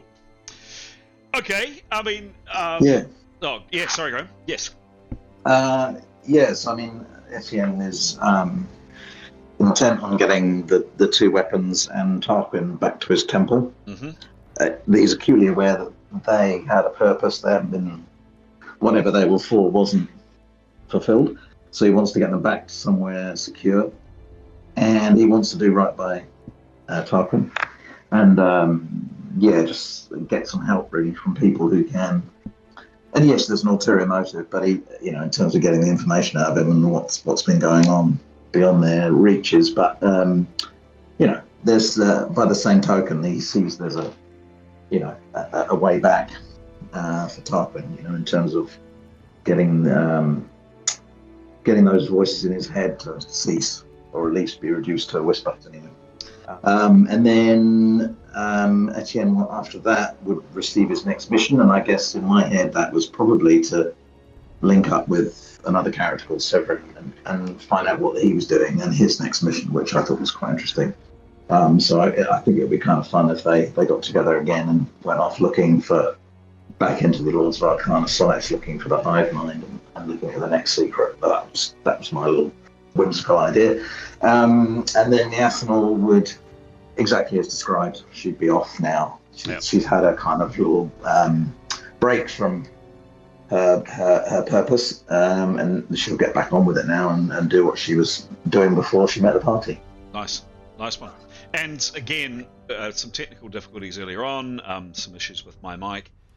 So in case it was cut off earlier on, I think, Alex, it was you that was saying that someone playing another ulterior motive is a challenging thing to do, and I would say bravo to Giles, because yes, Tarquin, it's fair to say, had some conflicting motives, and did you want to comment? I mean, putting you on the spot here a little bit, Giles, but did you want to comment? Did you want to inform the audience a little bit more, other than kind of what was referenced in the story? Well, of course, when I created my character with you, Chris, I didn't realise the Fel were the big baddies of this story. So that also came as a surprise. And then as the character grew, it sort of grew in two quite separate directions. It's do you remember there was the big house that we all got into when we were on our way to Tarek Nev, when one of the UPP were there? I rolled the dice a couple of times and almost wanted to cast darkness and essentially kill that person and kill Etienne. Yes. So I came within dice rolls of having a go at the party at points along the story. Yep. So, and I honestly didn't know how it would play out. It's and I think it was you, Chris, who suggested just leave it to chance, which I did maybe half a dozen times as the story progressed. I mean, the way that we wrote up some of the core enemies of your faith, Giles, included, admittedly, senior representatives of the Church of Aphrodite. So a lowly cleric probably, or a lowly paladin probably not so much, but definitely, yeah, there was tension built into this character. Yes. So I hadn't realised quite how much I'd set myself at odds with some of the characters in the party when I started out. But I did. Yeah, that's true. That's true. Yeah. Give as I'll say in a minute or so, give the GM ammo. He's going to use it. So speaking of that, you guys all gave me 3 excellent questions each, a number of which have really caused me to go through and dig through my files and all the rest. Why don't I answer those, and I'll accompany some of those with some images as well. So we'll go to here. Yes, there we go. And just making sure I'm still being recorded. That was so frustrating before when I realized that I was having mic issues. Anyway, I think I'm good now. There we go. We'll put you guys like that, and we'll probably keep you like that for the rest of the session. Right. Questions from players. Graham. Question 1. Was the seer looking for us to exert revenge for looting his tower, or had he discovered what we were wrapped up in and was actually coming to help us? Great question. So now, just a reminder for a number of people, both. Whoops, I just shrunk you down. There we go. Where can I put you guys? Put you up here. There we go. To remind both people on screen and also people who will watch this, we started playing this game episode 60. So there was a lot. Sorry, we started recording this game at episode 60. So there was a lot of material that some of the earlier players, Pete, Graham, and Alex, played before we actually started recording. So, and one of those things we played was from a session from this module here. Not a great cover, but it focuses on a particular site in here called Minas Anghen, and that's the tower there. In fact, by the way, it's the same tower at the end of our credits. I'll show you those when we get to our credits. That actually is the seer that was written into the module, by the way. So the seer was female, and she was in the module. She was a ghost. She didn't actually exist. She didn't exist in the way that it played out in this story. But that was her tower, and the characters went in there to go to this abandoned old seer's tower and rid it of bandits. And it was a particularly satisfying adventure to play. I really enjoyed it. It was a lot of fun. But the owner of that was, let me go. Here we go. So these were some of the bandits. And I've just lost the players. There we go. So these were some of the bandits of the tower, you may recall.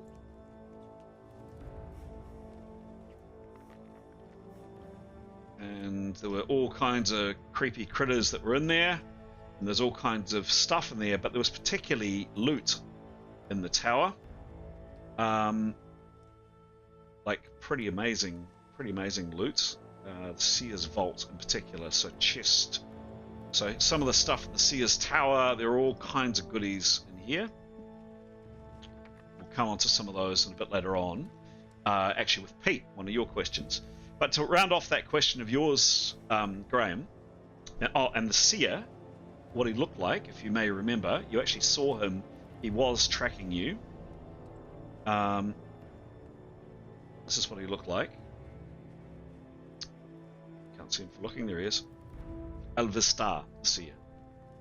So the direct answer to your question is, was he coming for revenge, or was he coming to help you? And my answer to you is actually a bit of both. He was absolutely hunting you because you stole some very impressive items that he had thought he had safely locked away. So his background was Elvistar the Arab, the last seer of Minas Anghen, and more than 150 years ago went to go and fight in the war against Scarthus, and they say that he died in Tarik Nev. He is a purebred, which means that his lineage is very old. He can live up to 300 years.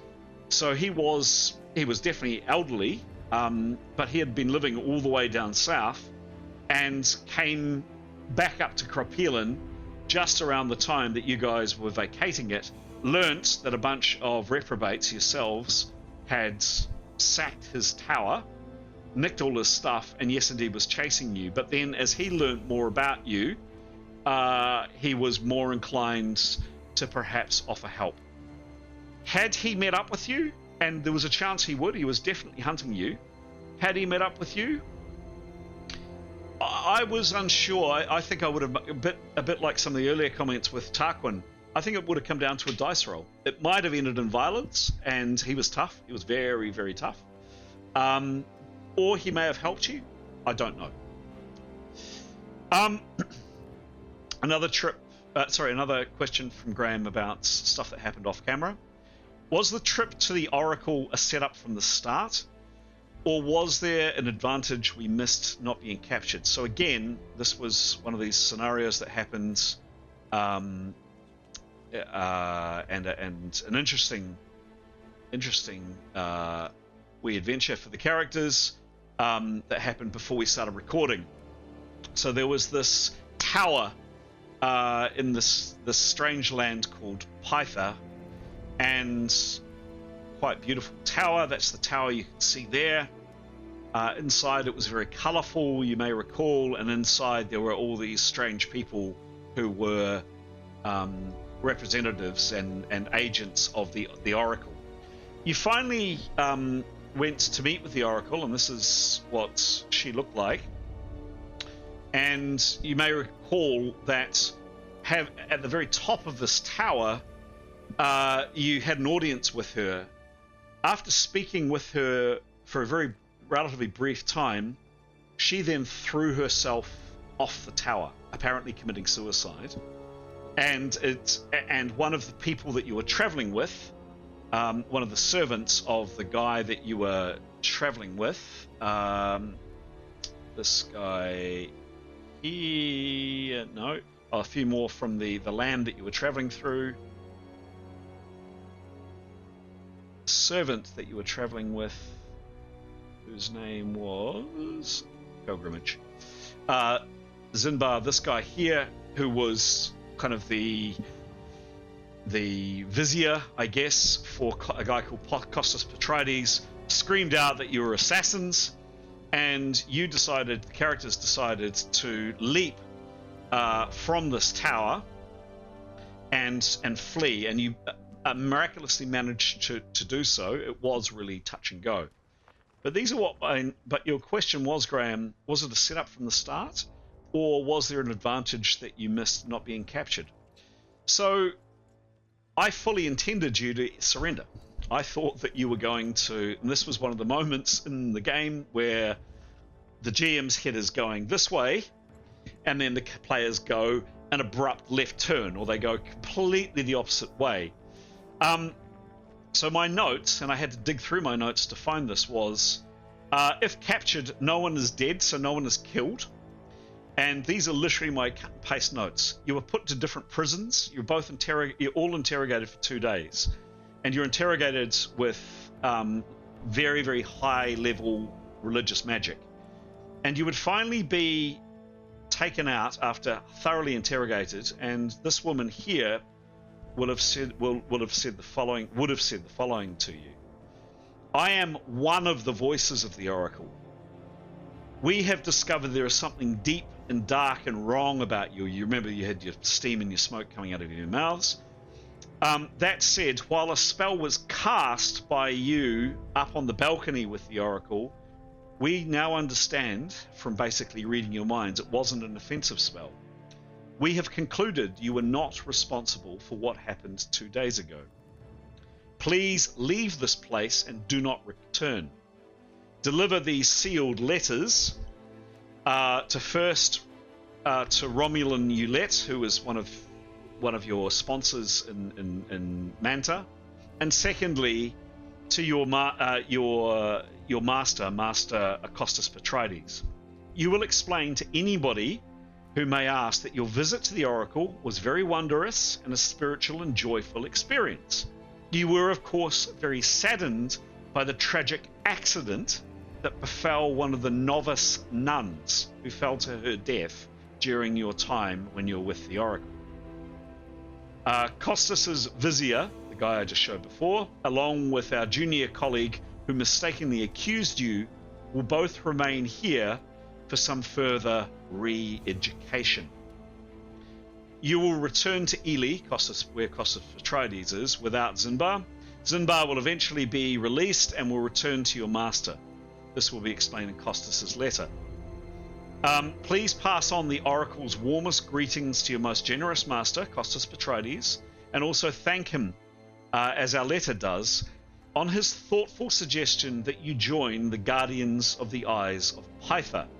She gives you an icy stare at this moment and says, after due and careful consideration, we would suggest that now is not perhaps the time to join this service.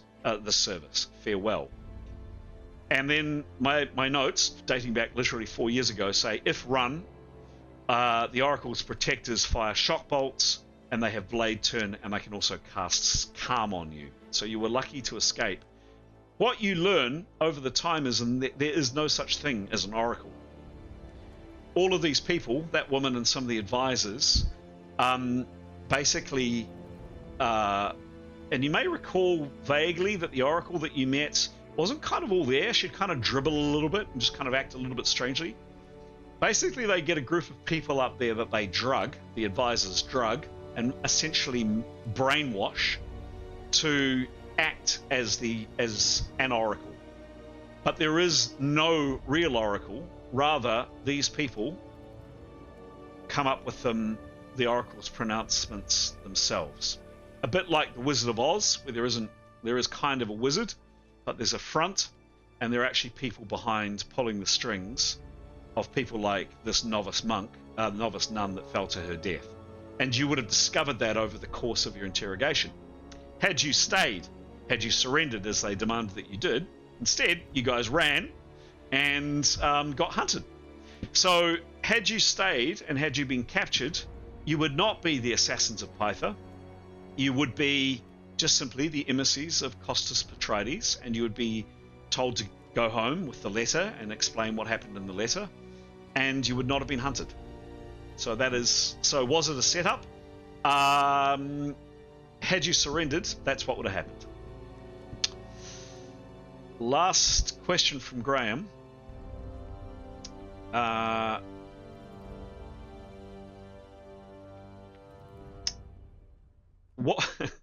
What was, again, a third question off camera. What was going on at the monastery at the opening of our game, and what didn't we discover?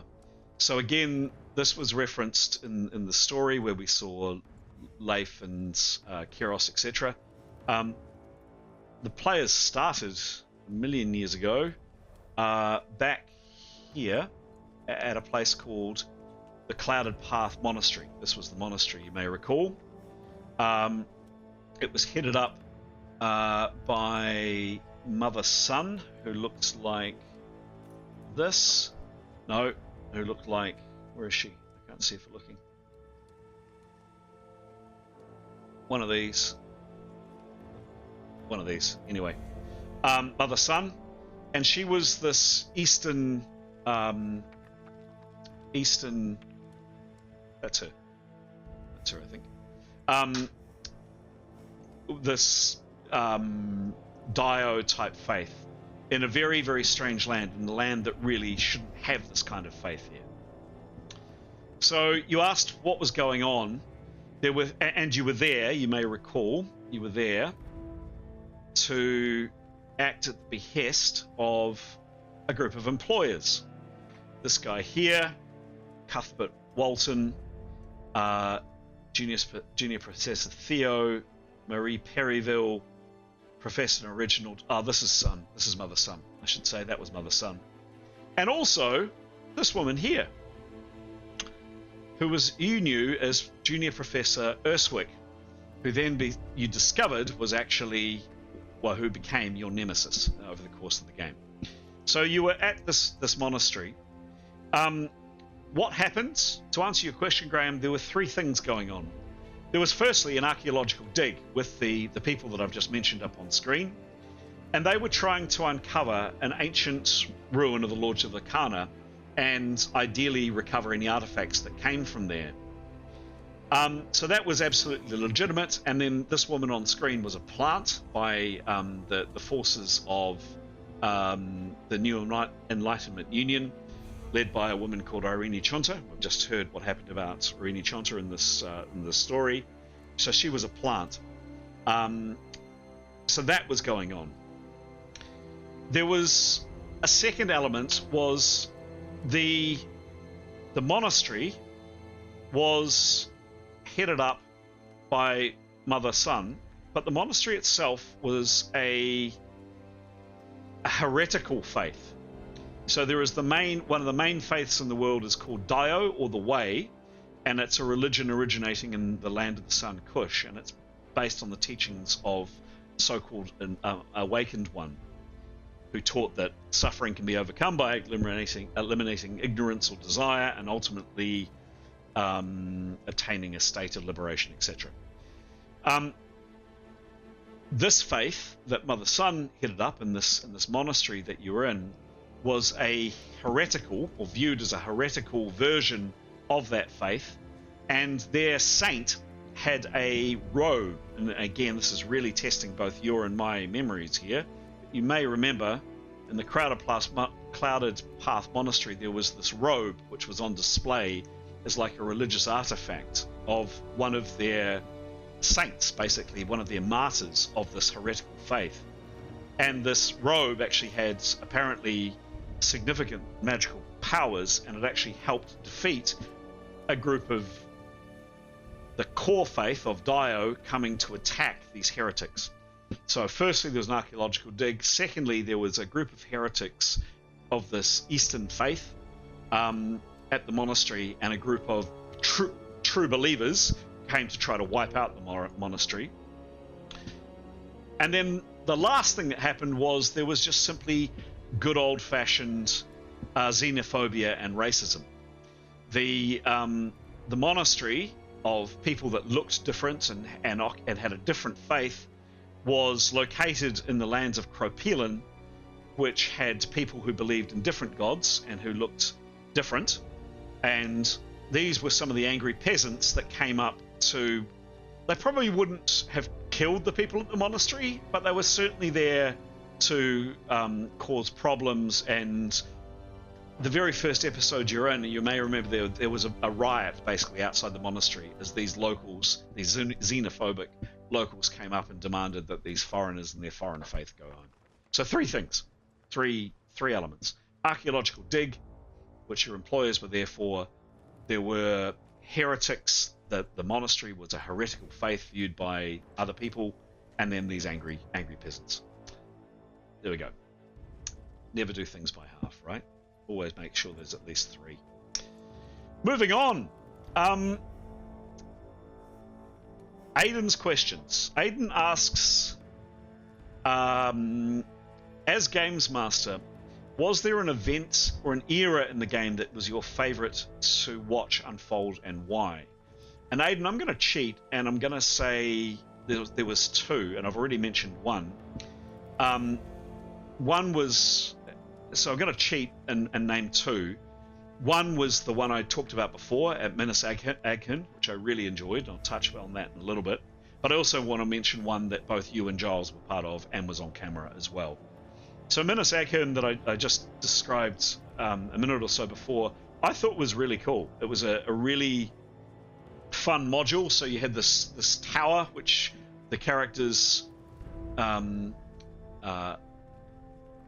basically infiltrated. You started at the top level and you snuck down, and there was all kinds of shenanigans and creeping about.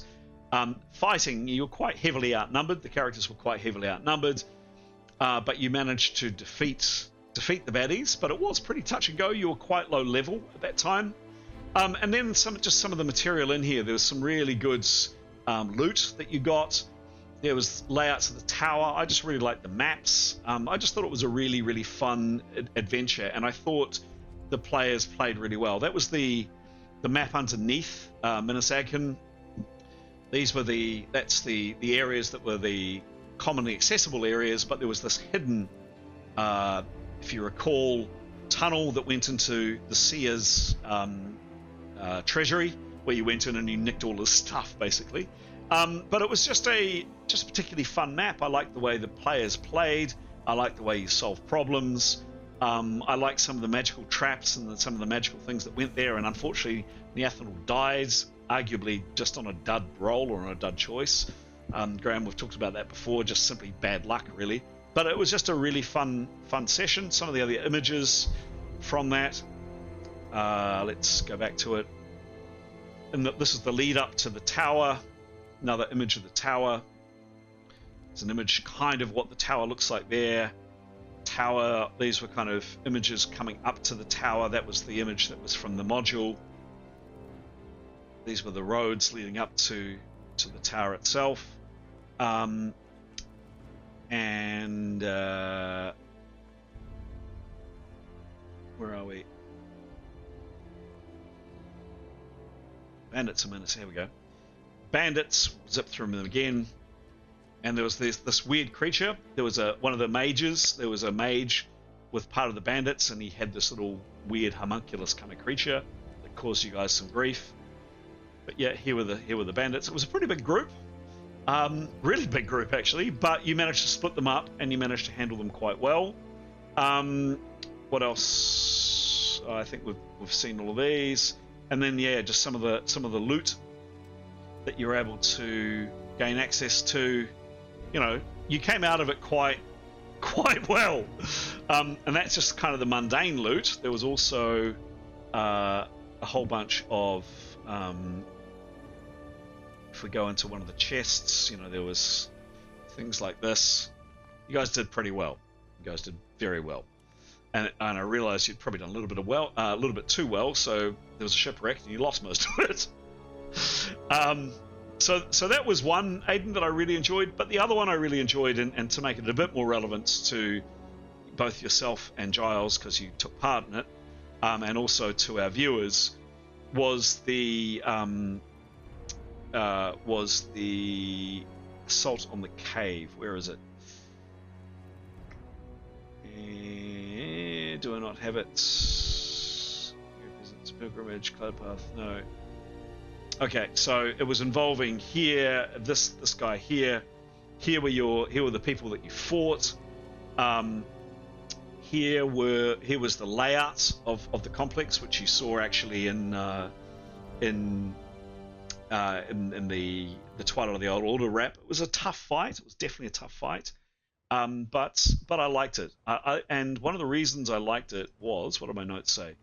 Yeah, I liked it because the good guys didn't win, but you could have. It was definitely tough, and it was doable, I think, with some luck on your side, and people, and you know, people sticking to plans and things like that. Neither of which really happened. But also having Keros slain took out your kind of major ace to play, and once your mage was gone, it got a lot harder. I was listening to an old recording of when Keros was killed. Keros actually rolled a 99 on the critical that killed her. So yeah, she was definitely not coming back. So two spots, Aiden, two elements, two scenarios. While this was a sad one up on screen and Keros died, I thought it was a really interesting challenge for you, and really interesting to see how you guys approached it. Next question from Aiden. Who lived in the abandoned villages in the Upside Down, and was it once peaceful, or was it always a nightmare? So this was the village that you're referring to, that one there. And I'm going to read verbatim what I produced. So the astral plane isn't really another world in the normal sense. It's a strange, multi-dimensional space that exists between worlds. A place where distance, directions, time, and even physical reality do not always behave in ways that make sense to mortals. Many different kinds of beings. Just want to make sure I'm getting paranoid that my recording's not happening. Yes, it's all good. Many different beings live there or pass through it, some of which you might have recognized, creatures, spirits, people, and some that have connections to the normal worlds. Others would be completely alien to you. So those abandoned villages could have been inhabited once, though exactly who lived there is another question. They may have been settlements belonging to recognizable peoples, places created by something native to the astral plane, or echoes of settlements from another world, or something stranger still. And also, the astral plane hasn't necessarily always been a nightmare. There would have been, and probably are still, places and periods of peace, civilization, relative safety, alongside periods of carnage, horror, and destructions. But time works very differently then. So, yeah, look, a blend. Who knows? And then lastly, your question, Aiden, was an interesting one. Was this the longest campaign you've ever played? Possibly. I ran a game with Pete and others when we were kids and teenagers. The game was set in Middle-earth, approximately 1,600 years before the time of Frodo and the War of the Ring. And that game lasted something like 30 years in game time, and I think in real time either 5 or 6 years.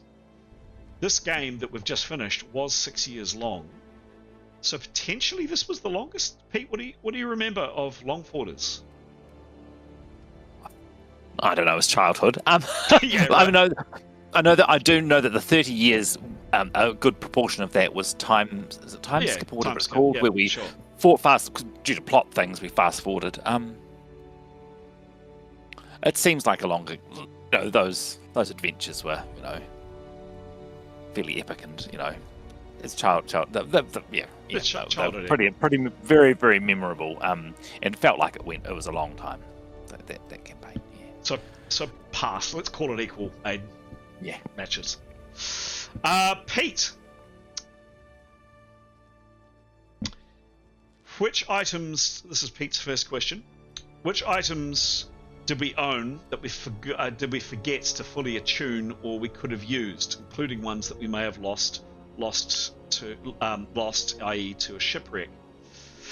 So I answer Pete. A well-organized GM is a happy GM. I drove myself nuts with both this game and the Twilight game, trying to figure out where in all of my notes, all of my thousands of notes, descriptions were. So, look, to be 100% honest, I can't remember all the goodies. Happy to say now I have a system. I have a single spreadsheet for all the loot, and I have a list of the. So I go to one document. That's where all the good loot is, and then there's a description of what it does, and then there's a description of who has attuned to it. And I did finally wake up to that way of organizing things very late in the piece for both this game and for the Twilight game. But for some of those earlier items, Pete, I'd probably still be looking through my notes now to find them. So as a bit of a cheat, I'm going to say some of the descriptions of those items were going to be back in the Seer's Tower. And why can I do that? Because it's written down by someone else and I can find it. So the description of the Seer's Vault, this U-lined chamber has a heady aroma. The only ways to enter, short of blasting way through 30 foot of solid rock, are one by using the magical devices in the library, see above, or coming through the secret stair, or another way. The secret stair lies behind a sliding door, which is extremely hard to find. The vault contains all the treasures accumulated by the seers, plural, of Minas Aghanan, the wealth of more than 500 years. There are 6 oaken chests on the floor, and a plus 30 oaken quarterstaff. I know Jada, who would quite like that, leaning in a corner. The chests are of various sizes and are all locked. Negative 40 to open, but not trapped. So what was in them? Well, if we go to here, no,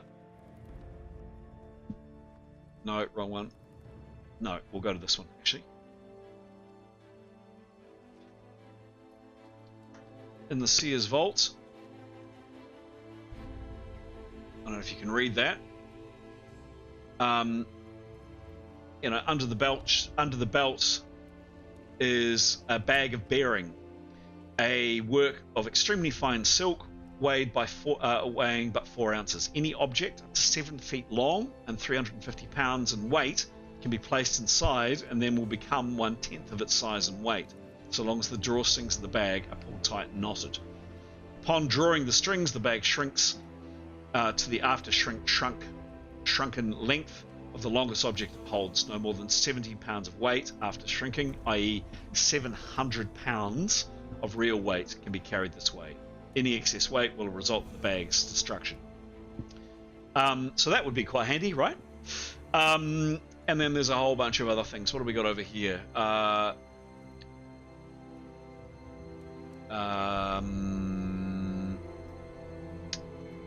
The accompanying axe of Ferrig, Plus 15 throwing weapon, it occurs no penalties when thrown up to 70 foot. Should the weather lawn, blah, blah, blah, blah, blah. And there's a whole bunch of, helm, gauntlets, etc. Some pretty impressive stuff. Amazing. Just a shame that you're on a ship that sank. Absolutely. Yeah. Yes. Oh well. Thank you.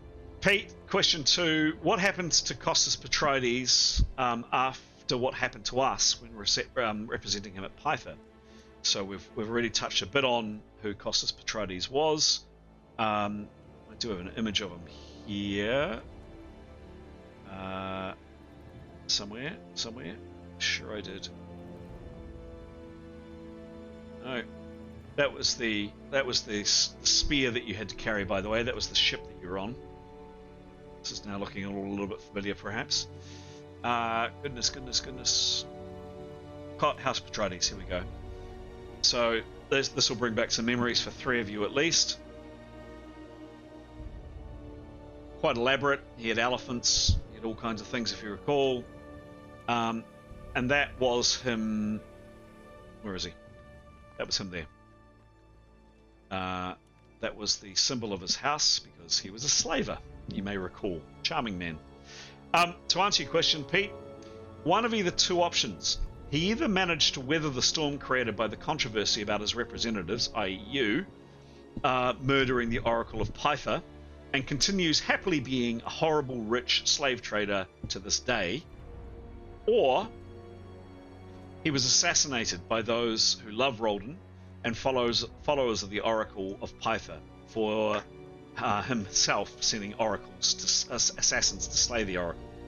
In terms of which one of those 2 options, well, maybe we run a follow-up game sometime and you can find out yourselves. Fair enough. Yep. Fair enough. Pete, I vote option 2. There you go. Pete, way back in Cropelin, we asked Professor Urswick, who we didn't know at the time was a new Enlightenment agent, Ganali, you saw the images before, I won't bring them up again, about our visions, including the white-haired woman in the ruined city in the jungle, who was Irini Chonta, and Tarek Nev, as it turns out. This led Galani to being suspicious of us, understandably, kidnapping, torturing, and transporting us to the Sea of Katana. We met Twilight and Ningwen, who helped us heaps in the direction of our adventure. Your question is, Pete's question, third and final question is, what would have happened if we didn't ask Urswick about the visions? Would she still be suspicious, i.e. she might have overheard something, or would you have made your way there to Tarek Nev and been surprised when you encountered Urswick? So that was your question, Pete. My answer was as follows. Assuming she didn't become suspicious, basically one of 2 possible things. Either she and the rest of the Enlightenment Union would have simply tried to kill you out of hand, as witnessing of taking the Professor. You may recall that he was captured as well. If you were proving too hard to kill, or you weren't around, however, it would have been too much of a big deal if you'd survived. So she basically would have ignored you. To her eyes, up until that point that you mentioned her boss, Torvash Irini Chonta, standing in Tarek Nev in a vision, you were just some ignorance, higher swords and spell slingers. Yes, with some skill, but ultimately you're just some idiot thugs with swords and spells. However, once you mentioned that vision, and Tarek Nev in particular, suddenly you were highly suspicious and you needed to be dealt with. So 100%, GM looking you down the barrel of the camera, 100% had you not mentioned that, you would not have been captured and tortured. So my last line here is, quite honestly, this is a case of you opening your mouths to the wrong person at the wrong time. She probably would have tried to have killed you because you were witnesses, but if you were just proving too hard to kill or whatever, she would have just told her men, take the Professor, get on the boat and let's get out of here. And you would have been left in Cropelin, which was in the middle of civil war, you may remember. She wouldn't have taken you on the ship. She wouldn't have tortured you. She had no need to do so, right? Because you were just some thugs with swords and spells. But as soon as you started speaking about that vision of seeing the lady with the white hair and the smoke coming out of your mouths and describing Tarek Nev and the words Tarek Nev, ding, ding, ding, ding, ding, ding, ding, ding, ding, and you became a target. Of course. So can I just expand on that? So in terms of you as a GM, if we hadn't mentioned that and we had been left alive after she'd kidnapped the professor, in terms of the path for our game, we'd make our own way there, or we'd never go near Tarek Nev, or you know what I mean? But we'd probably have to have made our own way there and role-played finding a ship and across all the seas and all that. I think so. Possibly. Leif had an interest in going there to get the book, and there were other things that probably would have pulled you in. I think you would have ended up there, maybe, but maybe not. That is quite genuinely, I've got an idea of where the story goes, but you guys guide it. And in this case, you said something laser focused and on you guys. Yeah. Thank you. Those were your 3 questions, Pete. Giles. When did Giles's first question? When did Tarquin come the most close to dying? And this is one that people can see on screen. It was an amazing scenario to play, Giles. It was. I mean, this is probably not going to surprise you too much. Where is he?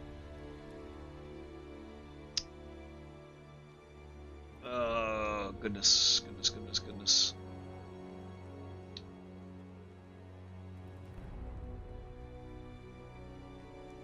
No, I can't see him for looking. So I am going to go to... Well, let me describe the situation. The answer to the question, Giles, is when you did your solo mission. So the reality check was you were in a building, and I could have sworn I had the guy's face. I really want to find his face. Where is it?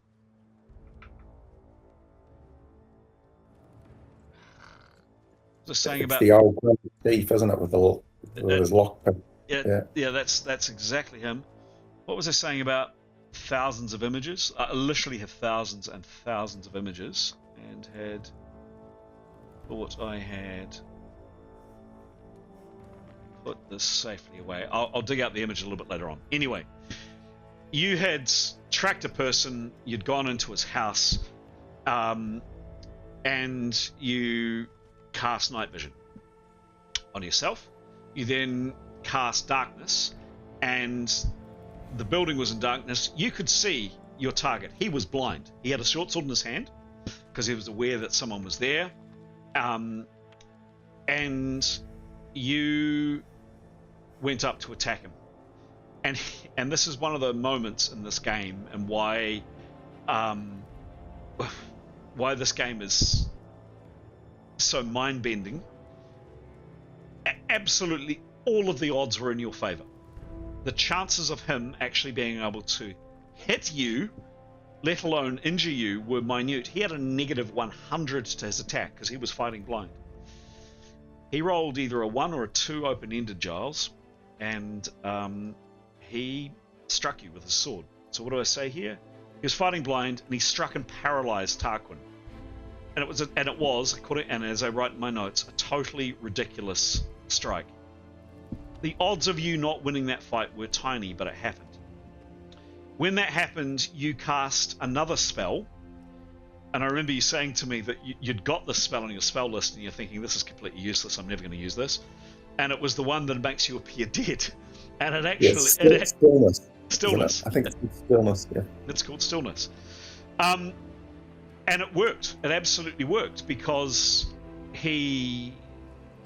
once the spell was dispelled, you appear dead. So Tarquin, you woke up naked in a tree, completely paralyzed, because the critical didn't kill you. It just said you're paralyzed. So you definitely didn't die, but you were struck and your spine was severed and you couldn't move. And you awoke in a tree above a culvert, in a ruined part of Landana, and I really want to see if I can find those images. Let me just see if I can get them. Yeah, it was an awful lot of bad luck followed by an awful lot of good luck, wasn't it? Pretty much. Yeah, pretty much. Here we go. Here we go. Here's your buddy. Awesome. Yeah. Here's your buddy. That's the culvert that you woke up in. There were alligators, crocodiles around. And then, I'll continue with my notes.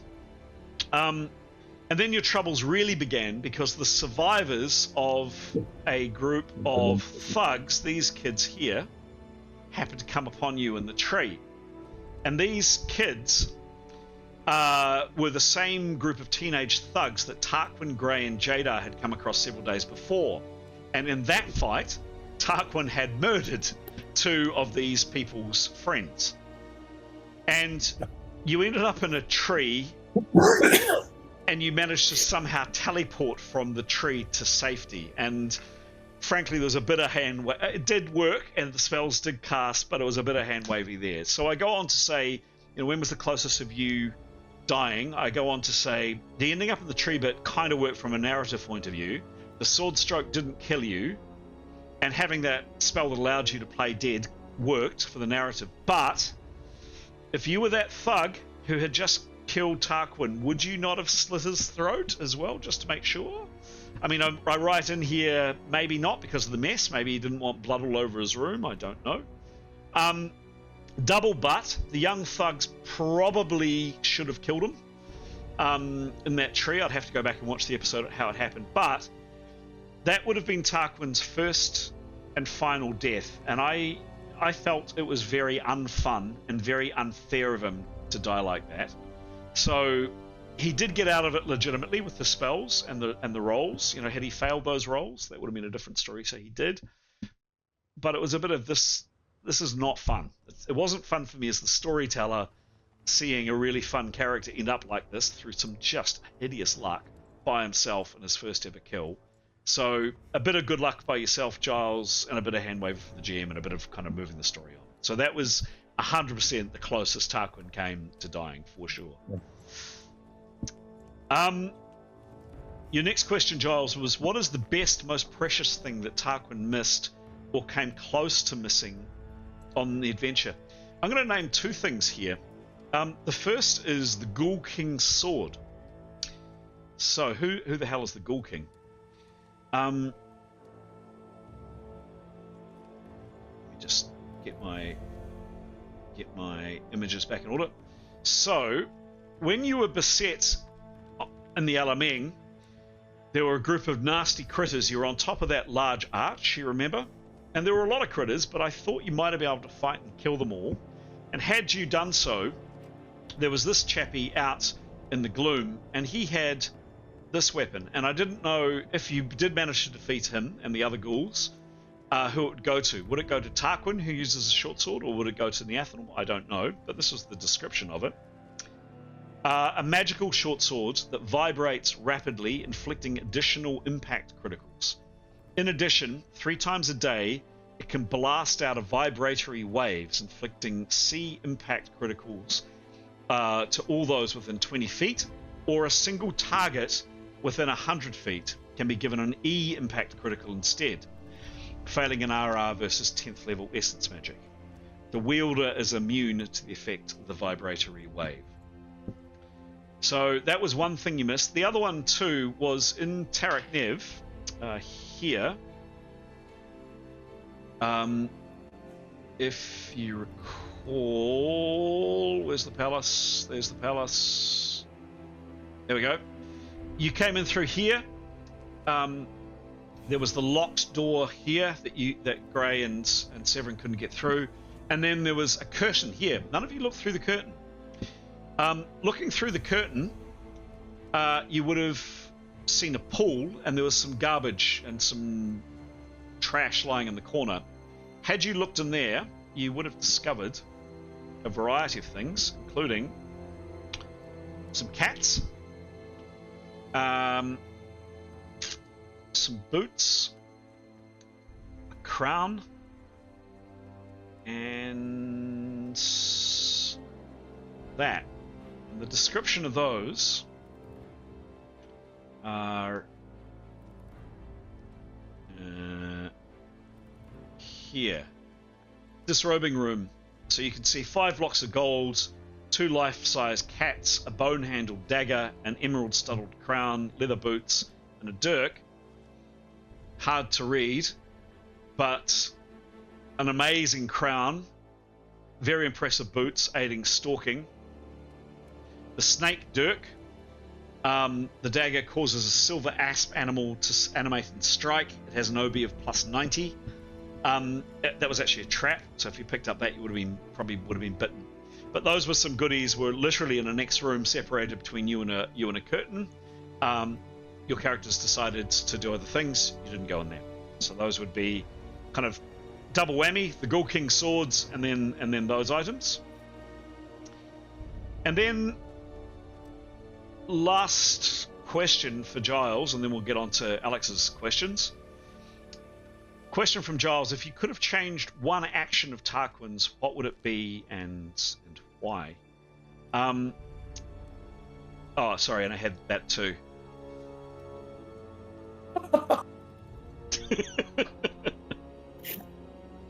Oh, and I had a couple of other memes for you as well. Where's my other meme? I quite like that one. I love you guys so much. But yeah.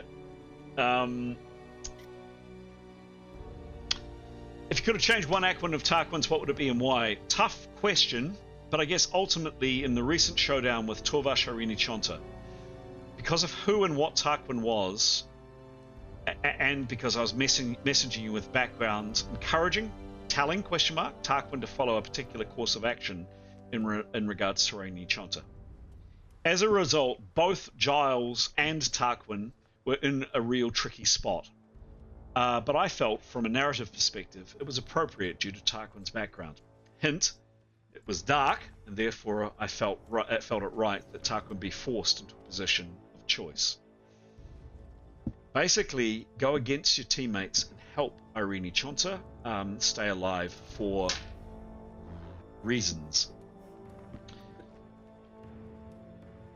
For Giles to remain on speaking terms with your fellow players, and for Tarquin not to be executed by his teammates, there likely wasn't much else you could have done than what you did, Giles, frankly.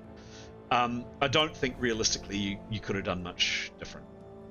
Though I did kind of wonder, and I did kind of hope that Tarquin might have gone total dark side, and if Tarquin might have actually harmed or at least stopped his teammates doing something to Chonta. And you mentioned a couple of dice rolls where you checked whether you would or not.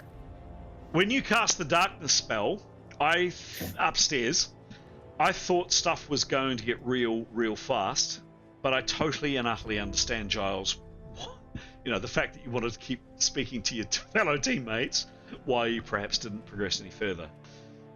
Rock and a hard place would sum up where you were, and I thought you played it really well. Just a reminder for you and any players in my game: if you give GM background information and background ammo, I am going to use it. But yeah, I would say bravo, Giles. You did really. I didn't work out the odds. I rolled twice, Yep. and I gave myself a 70% chance of a bit of gentle stabbing of my teammates. Okay. And on both occasions, I rolled under 30. So it's not the way I thought it would play out either. Cool. I expected Graham to get in to get a little bit of gentle stabbing through his face, mate. Not much, just a bit of gentle stabbing. Just a little bit of gentle stabbing. Yeah. So But we also got the lights on pretty quickly, I think, at that point. Yeah. It's It was once when I cast darkness, and once in the room when Arini Chonta disappeared. that's right. It's Well played. Alex's questions. First question: what happened to Demos' sister? This is Phaedra, Demos' sister. Answer. Phaedra is still where she was when you last saw her, with the people that Demos last saw her in the company of, in the fetid harbour of Landana. You may recall she was on a ship with this insignia on it. I think I have the... Do I have... Yes, this insignia on it.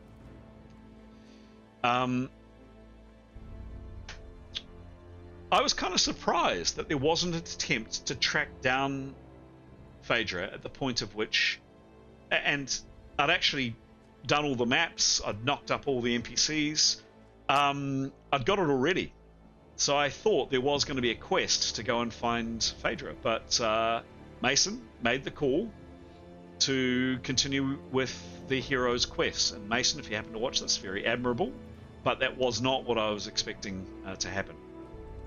The offer is there, should Team Hero ever want to try to find her, by the way. I am fully prepped, all the NPCs, all the maps are laid out, there's a story ready to play. Second question of Alex's. Do you as a GM metagame in terms of changing your mind after you hear your players talking? What a great question. I'm going to answer that question with this.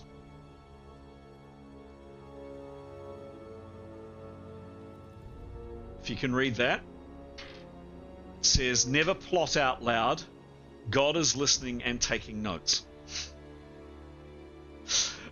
Oops, and this is the... this comes from... It's actually up on my wall. I'm looking at it right now. It's the D&D, call it the Rolemaster Players Rules. I also like from that list, if you can read it, I appreciate it's probably a bit small. I also really like number 1, which is never split the party. I also like number 10. Write that down. You won't remember it later, but the GM will. I also like number 12, which is anything is a weapon if you roll high enough. I also like number 18, which is protect the healer! Exclamation mark. And then finally number 19, which is talk to people. You never know what you don't know. And I'd really encourage for future games, talking to people. A GM has got lots and lots and lots and lots and lots and lots of narrative in their head, or if they don't, they'll make it up. And if you're in a city or an environment where you can speak to people, the GM is just itching for you to go up and speak to that little old lady or that little kid or that whoever, and to give you pieces of the story and to give you currency. And in this game, in these games, currency is information. So speak to people. But back to Alex's question. So to answer your question directly, Alex, never plot out loud. God is listening and taking notes. I generally try hard not to do that, despite what's up on screen. If it's set, if the prep is kind of done, I almost consider that canon, and I consider that's what we're going to play out, and it's going to happen. So in that situation, and whatever it is, hey, if we open this door, maybe there's a bunch of skeletons inside, and I've prepped something totally different that's not a bunch of skeletons, pretty unlikely you'll open the door and find skeletons. I think it's it just doesn't quite sit right with me. What I do, however, what I absolutely do, is I listen to what you say, if you're plotting out loud, and file down your paranoia and use in another situation. So I probably won't use it for that situation, because I feel that's me gaming it a little bit. But definitely if you're paranoid about A, B, and C, I go, oh, that's interesting. Note that down, and for another few games, and another few games' time, in a different scenario, something else might happen along those lines. Yeah, I do think when we're, you're like, oh, talk amongst yourselves, or I'm just grabbing a coffee or whatever, I do think, oh, are you though? And I wonder for the next game, like, you should need to go into the chat room and leave us to it. Maybe. Because I just think we give you so much power, more, I mean, you've already got all of the power, let's be honest. I just think we just make it easy for you. So I think there needs to be a rule when you're like, oh, chat amongst yourselves, where you need to go into a separate chat room. Great. or better, what I do is I take off the headset. I put down the headset so the recording of what you say is still there, and the audience can hear your scheming. And arguably I could listen to the recording later on, but I'm probably not going to. But yeah, But in real time, yeah. But not in real time. Yeah, I'd have to wait until. Yeah. And typically, I don't edit the recording until days later. So, New rule. New rule. Okay. Okay. Fair. Do others agree with that? I'm happy to live by it if others agree with it. Yep. Yep. That's a yep from Pete. Okay. Anybody else feel strongly? I think we'd have to be not where Kenku is, actually. So yeah, I think we need to be away from the mic. That's what we need to be. All right. I think. Yeah. All right. We'll have a think. But okay, duly noted. I do try not to do it, but yes, okay. God shan't be listening anymore. Great question. And then last question from Alex. What was the deal with the president of the Cloud Club? So, the Cloud Club was an after-school club that Alex took part in. So, I'll read what my notes say. There we go. So, the woman that Keros remembers taking her, from where she can't remember, called Mistress Tan, is recruiting for the Ikesulf School of Sorcery in the free city of Travern, in the Sea of Cantana. Is this woman, is Mistress Tan, and Mistress Tan is doing exactly what she did with Keros, roving around finding young people of talent for a particular school of wizardry or sorcery. One of your old buddies, one of your old Cloud Club members, a girl by the name of Canna, told Keros that there was another girl called Marley Winson. This is Marley here. There you go. There's Marley, and you remember Marley, Keros. Marley Winson was also on the Cloud Club and was the person who was secretly responsible for the magical accident which caused Keros and the Wispling to be attached. At the very beginning of the game, Keros had a Wispling appendage to her. Marlene pretended to be Keros's friend, but secretly hated and was jealous of Keros. Marley is currently working as a prodigy for Mistress Tan. And again, there is a side quest all statted up, all ready to go, prepped and ready for Keros to go out and complete a confrontation, a discussion with her old classmate up on screen, Marley, to talk about exactly what happened that day of the accident and what might come of that. There was an offer made, but it never happened. But the offer is made again. Maybe Keros does want to go and seek revenge. I think Keros forgot a few things Love it. Love it. on the way, and not particularly bright is our Keros. So there we have it. Those are 15 questions. 3 from each of you. Some excellent questions. Caused the GM to do a lot of digging through his notes and desperately trying to remember stuff. Feel free. Yeah, I mean, we're at 12:30, so we've gone a bit over time. But do we want to kick around some other questions and stuff? I am going to take off my headphones. However, I'm going to quickly go out and get one more drink, and then have a think if we want to kick around some more questions. Our long-suffering audience member, Anthony, please come on camera. There you go. Big round of applause for Anthony. Anthony was, of course, one of our dear buddies in the Twilight of the Old Order game, and you may have some questions too. I'm just going to take off my headset. I'll get into the habit of doing that, and come back in a second, and then we'll either a few more questions or wrap things up, or however we want to end things. Back in a second.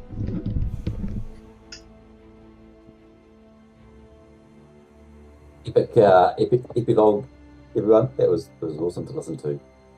I assume the getting into the character was pretty straightforward. Oh yeah, piece of cake. little bit of undead. Clearly, you know Chris well. Yeah. What was that? What was that, Giles? Clearly, you know Chris well. That's right. The door just opened. You know, we wandered in. Tea party, unicorns, fluffy cats. Yep. Yeah.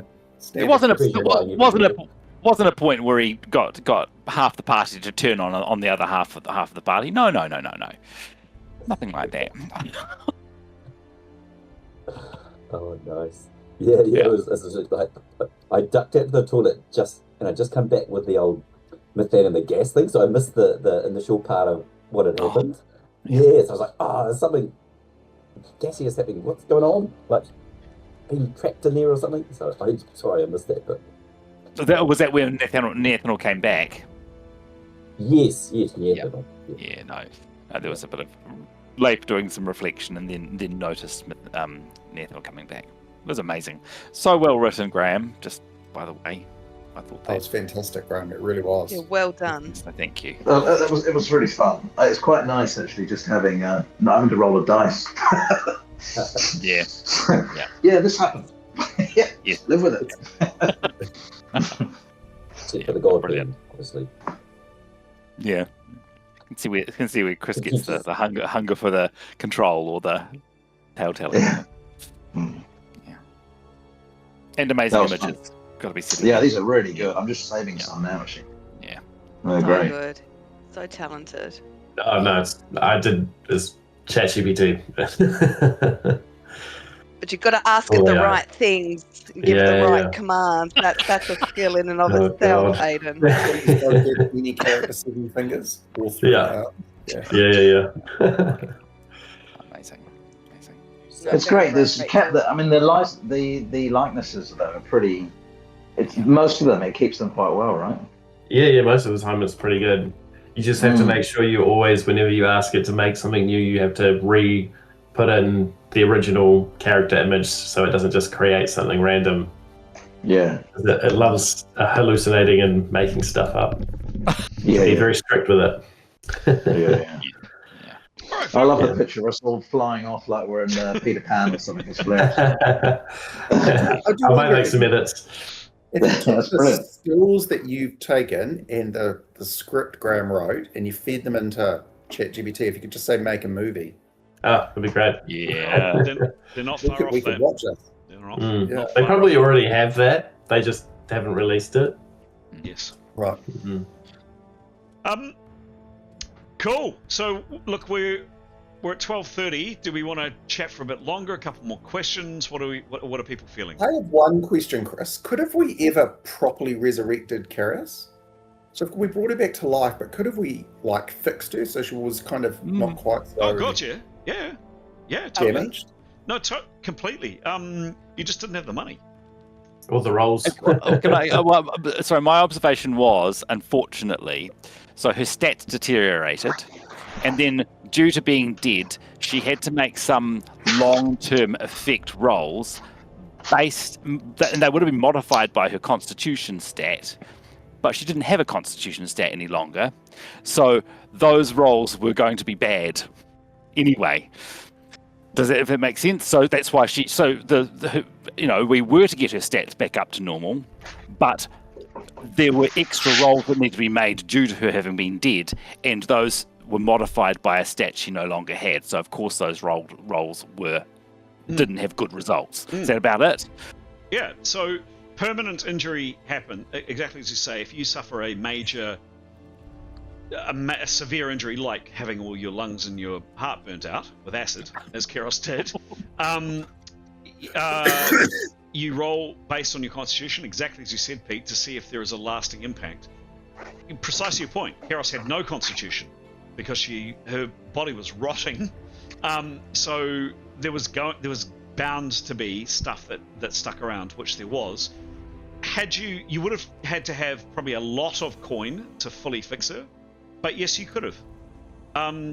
As it was, you spent a huge amount of money repairing some of the damage to her body, and you also spent a huge amount of money bringing her back from the dead as well.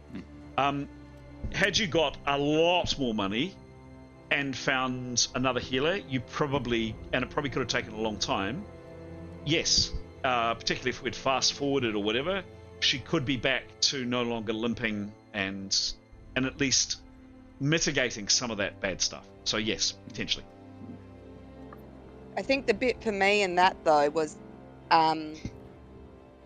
like, no way did I expect that to happen, in the sense of not only the characters but you as players. Like, you had no idea if she was going to be of any value in terms of power and ability and strength, but the fact that it literally derailed the game for I don't know how long, because everyone just powered through and was like, we're going to do this whether you want to or not, Keros. Like, you are ugly and worthwhile and we don't know how powerful you're going to be. Like, I just thought that was such an amazing part of the game from a human perspective.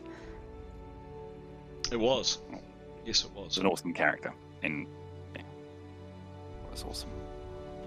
I have a question. Sure. But weird. Wouldn't expect anything less. Well, yeah. So, what's my at times when the campaign we had insight into the ideals of the TPP. Yep. And the shortcomings of the old order. And I think as people, we would all probably more identify with the socialists. You know, we don't. And you frequently had people talking in favour of them. Like when Chonka was describing her thing, the elf queen, Leif's mum, had lived in Tarang and had, that was well Twilight. Spotted. Yep, and was talking about how it was an idyllic. Well, it had worthwhile ideals.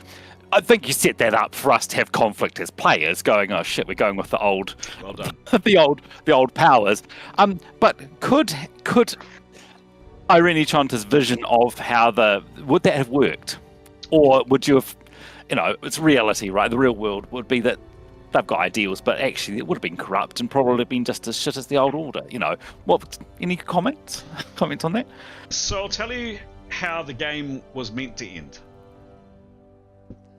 So well done, Pete. You just zeroed in on the actual nub of the story. Very perceptive.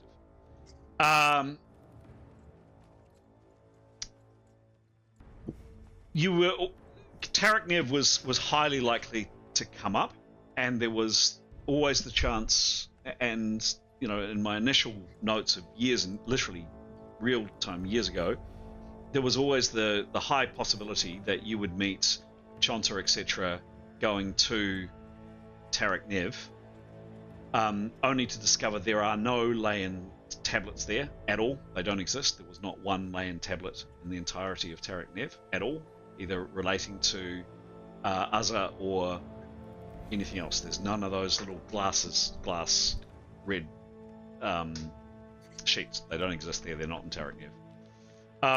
But there was a chance of you confronting her, and there was always the chance that killing her and preventing the rise of Azza actually happening could have happened there. And the way I'd set it up was, the way in my mind was, when you were on the island of Dan, there was a chance, if the dice had their way, that the dice could have allowed you to kill your nemesis, the woman who tortured you on the ship, Urswick. My thinking all the way through was there was a chance, if the dice allowed it, for you to kill not only Urswick, which you ended up doing, but also Irene Chonta in Tarak Nev, which you ended up doing, because the campaign was coming to... I needed to finish the campaign, basically. I was getting to a point where it was just... it was time for me to knock it on the head. Where I thought originally it was going to go was as follows. I had thought that you would make it down to the Star's Grave, assuming that you hadn't killed Chonta in Tarak Nev. You would have made it down there. You would have discovered that the Pollock Committee were not there. Why? Because they were murdered up the other end of the valley, in terms of what was going on with what Twilight of the Old Order was dealing with. But the Rite of Azar would have taken place that evening. And in my head, the way it was going to play out was there was going to be literally a fork in the road, in the tunnel. And down the end of one tunnel was going to be the Irene Chonta and co.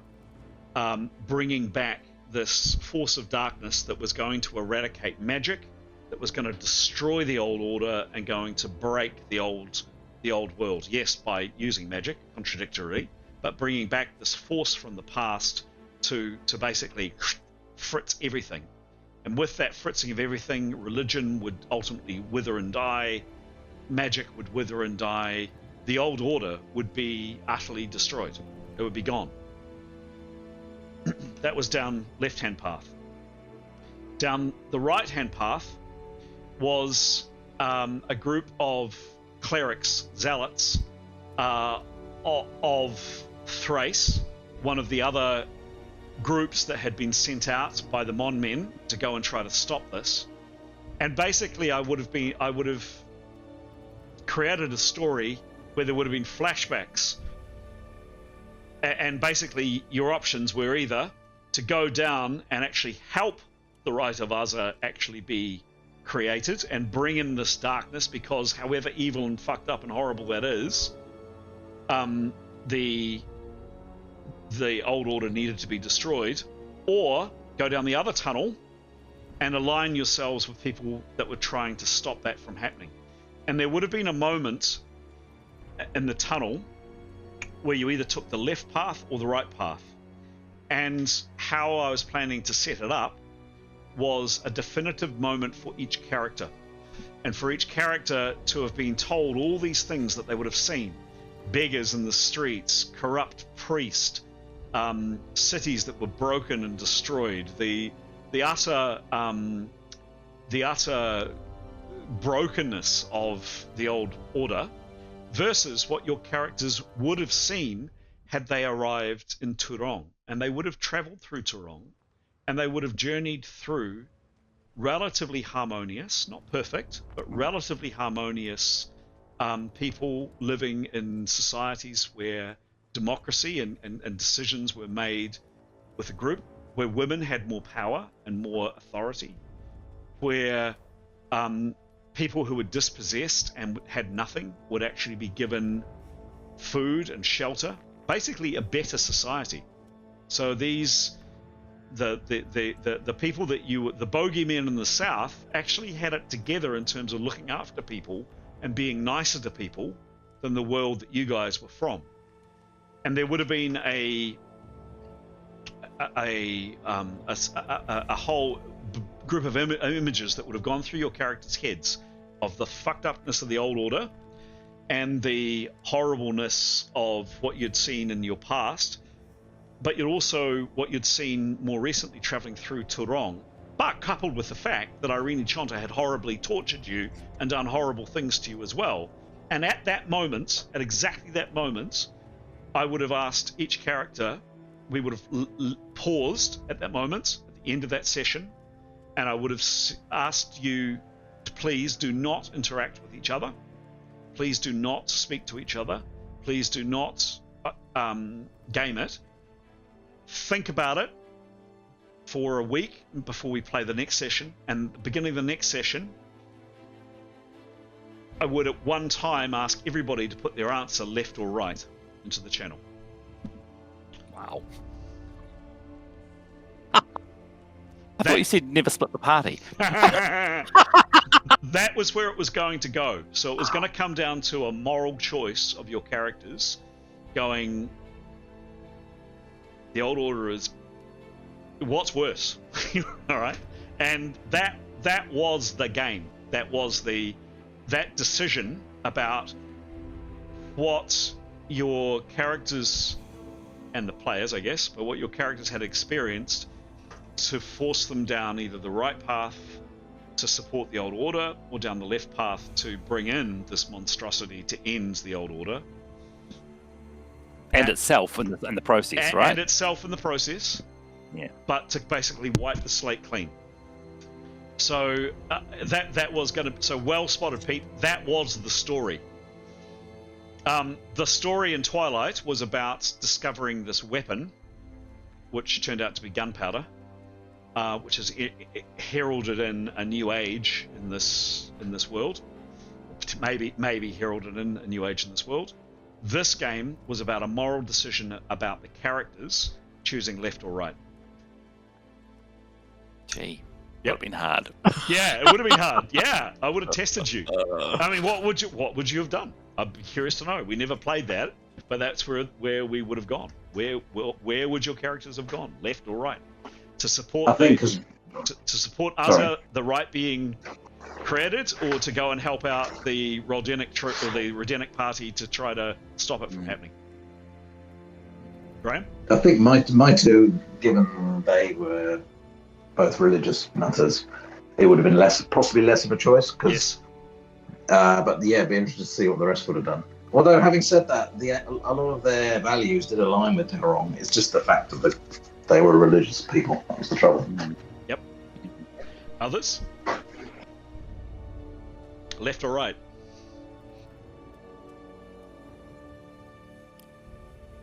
Difficult. Complicated Patarquin, definitely. Yeah. Yeah. Maybe. That was the game. I just that was follow the game. Victory. Just Whichever follow. way Victory wants to go, I'll follow the cat. Who had the cat food, you mean? Yeah, which one? Who was holding the can of whiskers? Yeah, that's really difficult. Because we'd have to separate our personal feelings of vengeance. Correct. Yeah. It was designed to be really difficult. That was where it was going to end up. Aiden, Giles? It would mean the end of magic as well, right? Yes. And non-human races, yeah? And non-human races. Yes. Yeah, as an elf, I think, or part elf, I think that might be a bit tricky for Grey to go along with. Okay. He does want to be alive. I don't think it was going to be. So the readers you'd done, no, it was going to be that that non-humans would just stop producing children over time. Still, I don't think that's what he'd want. I think he'd want people to have the chance to do whatever they want and to be whatever they want. And if that means magic and elven, that's what he'd want. And Demos? Head scratcher, literally. Yeah, he might go the other way. Okay. Interesting.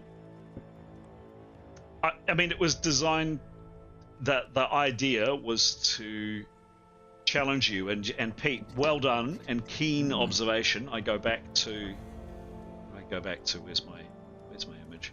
I go back to that. Very keen observation, Pete. That was the story. The story was a moral, less about actually, you weren't ever really meant to necessarily possibly not ever use Banetooth or Defiler's Bane. It was never really meant to be used on a god. Might have been, but it was never really part of the story.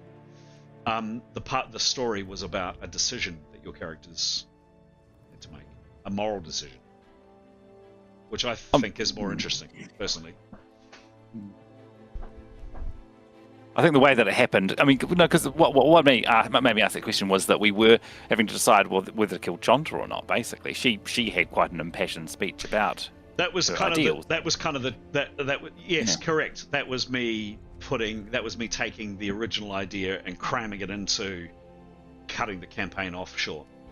But we hadn't had any experiences of seeing how successful the Society of Terang was, Correct. and that her ideal could be realised. So made it easier to go, off with her. Correct. The idea was, unlike Twilight, where they kind of just arrived at the Star's Grave, the idea for Hero was that you were going to arrive, and if you used the network of safe houses, you would have been taken through Turong society, and it wouldn't have been everybody, skipping and singing Kumbaya and giving group hugs, but it would have been a lot fairer and a lot kinder and a lot more caring than the world that you left behind. And the idea, little bit by little bit, that information will be drip fed to your characters as you travel through that society. So by the time you got to the confrontation, the idea, hopefully, the idea was in your head that would be spinning around going, actually, what am I fighting for? What am I protecting? What is the right thing to do? I think for Leif and perhaps Mithan, they perhaps might have been swayed to that path because neither were particularly religious, but also we'd had seen slavery, we'd seen the treatment of slaves. Yes. Turong was anti-slavery. Yes. Like, obviously. Yeah. Definitely. No, definitely no slaves. Women have more. Well, there were women on the Pollock committee, so women rule in Turong. More freedom. Yes, things are handled. Yes, there is a controlling state, and they're brutal, but arguably they treat their people better. Is what you would have discovered. Oh well, then. I'm very pleased that we didn't have to make that decision because that's really hard. Yeah, cool, thank you. So yes, and you would have. The idea was at one moment I would have said, everybody on the count of 3, 3, 2, 1, without consultation, put your results in left or right for your character. Interesting. Thank you. Anything else, folks? Anthony, anything from you or anything from? You pretty much answered all the questions I'd scribbled down. You know, there was also a thing that was the most benevolent GM. You know, what was all the situations we had to adjudicate around Tarquin, so that one popped out. And obviously, it goes without saying you would have stuck to your guns on several decisions as well. That one. I was interested in how the romance is going to pan out. Like, this is the last I sort of had interactions with Gray / Aiden. That was sort of his mind and heart was elsewhere. So it was good to see how that wrapped up. What else is there? Obviously, there was the cat question, victory of the champion of the story. Ultimately. And I think there's some bits around Etienne. But that was it. Yeah, it was great listening to the epilogue and all the thing, and the AI image. Fantastic. You know, really add to it, sort of thing. So that was good. Some of those images and elements of that storygram, with particularly the stuff around Mithan and the way that image of Neathanel beginning to materialize over Mithan's corpse, I thought was amazing. And I did like how that played out. Nice work. And amazing images. Have we reached a natural conclusion, guys? Is that us? Job done. It's been well huge done. work, Chris. Thank you so much. Yeah, thank you. It's so much work. Thank you. Amazing. Yeah. Thank you for hanging in there for 6 years. Particular kudos to Graham, Pete, and Alex. 6 years, all the way from the snowy norths of Cropelin down to the swamps of Tarak Nev, and for both Giles and Aiden coming in and just making it fun, right? Like, we're telling stories. We're telling stories of people we like, and I have loved telling this tale with you. So there we go. Let's tie a ribbon on it. Let's call it quits. Graham, just checking. You still with us? Or is he away? Is he AFK, away from keyboard? Hello? Don't know. Okay. I am here. No, I am here. Sorry, just it's not easy on mobile. Oh, right. It's hard. Yes, no, that was great. Thank you. That was brilliant. I've got to sadly run, but that was a lot of fun. Thank you. Okay. let's call it there, guys. I'm going to roll credits for the very last time, and you'll see my version of the Tower of Minas Akan.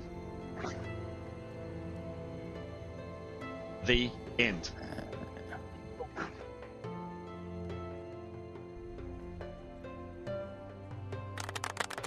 Hooray! Yeah, agreed.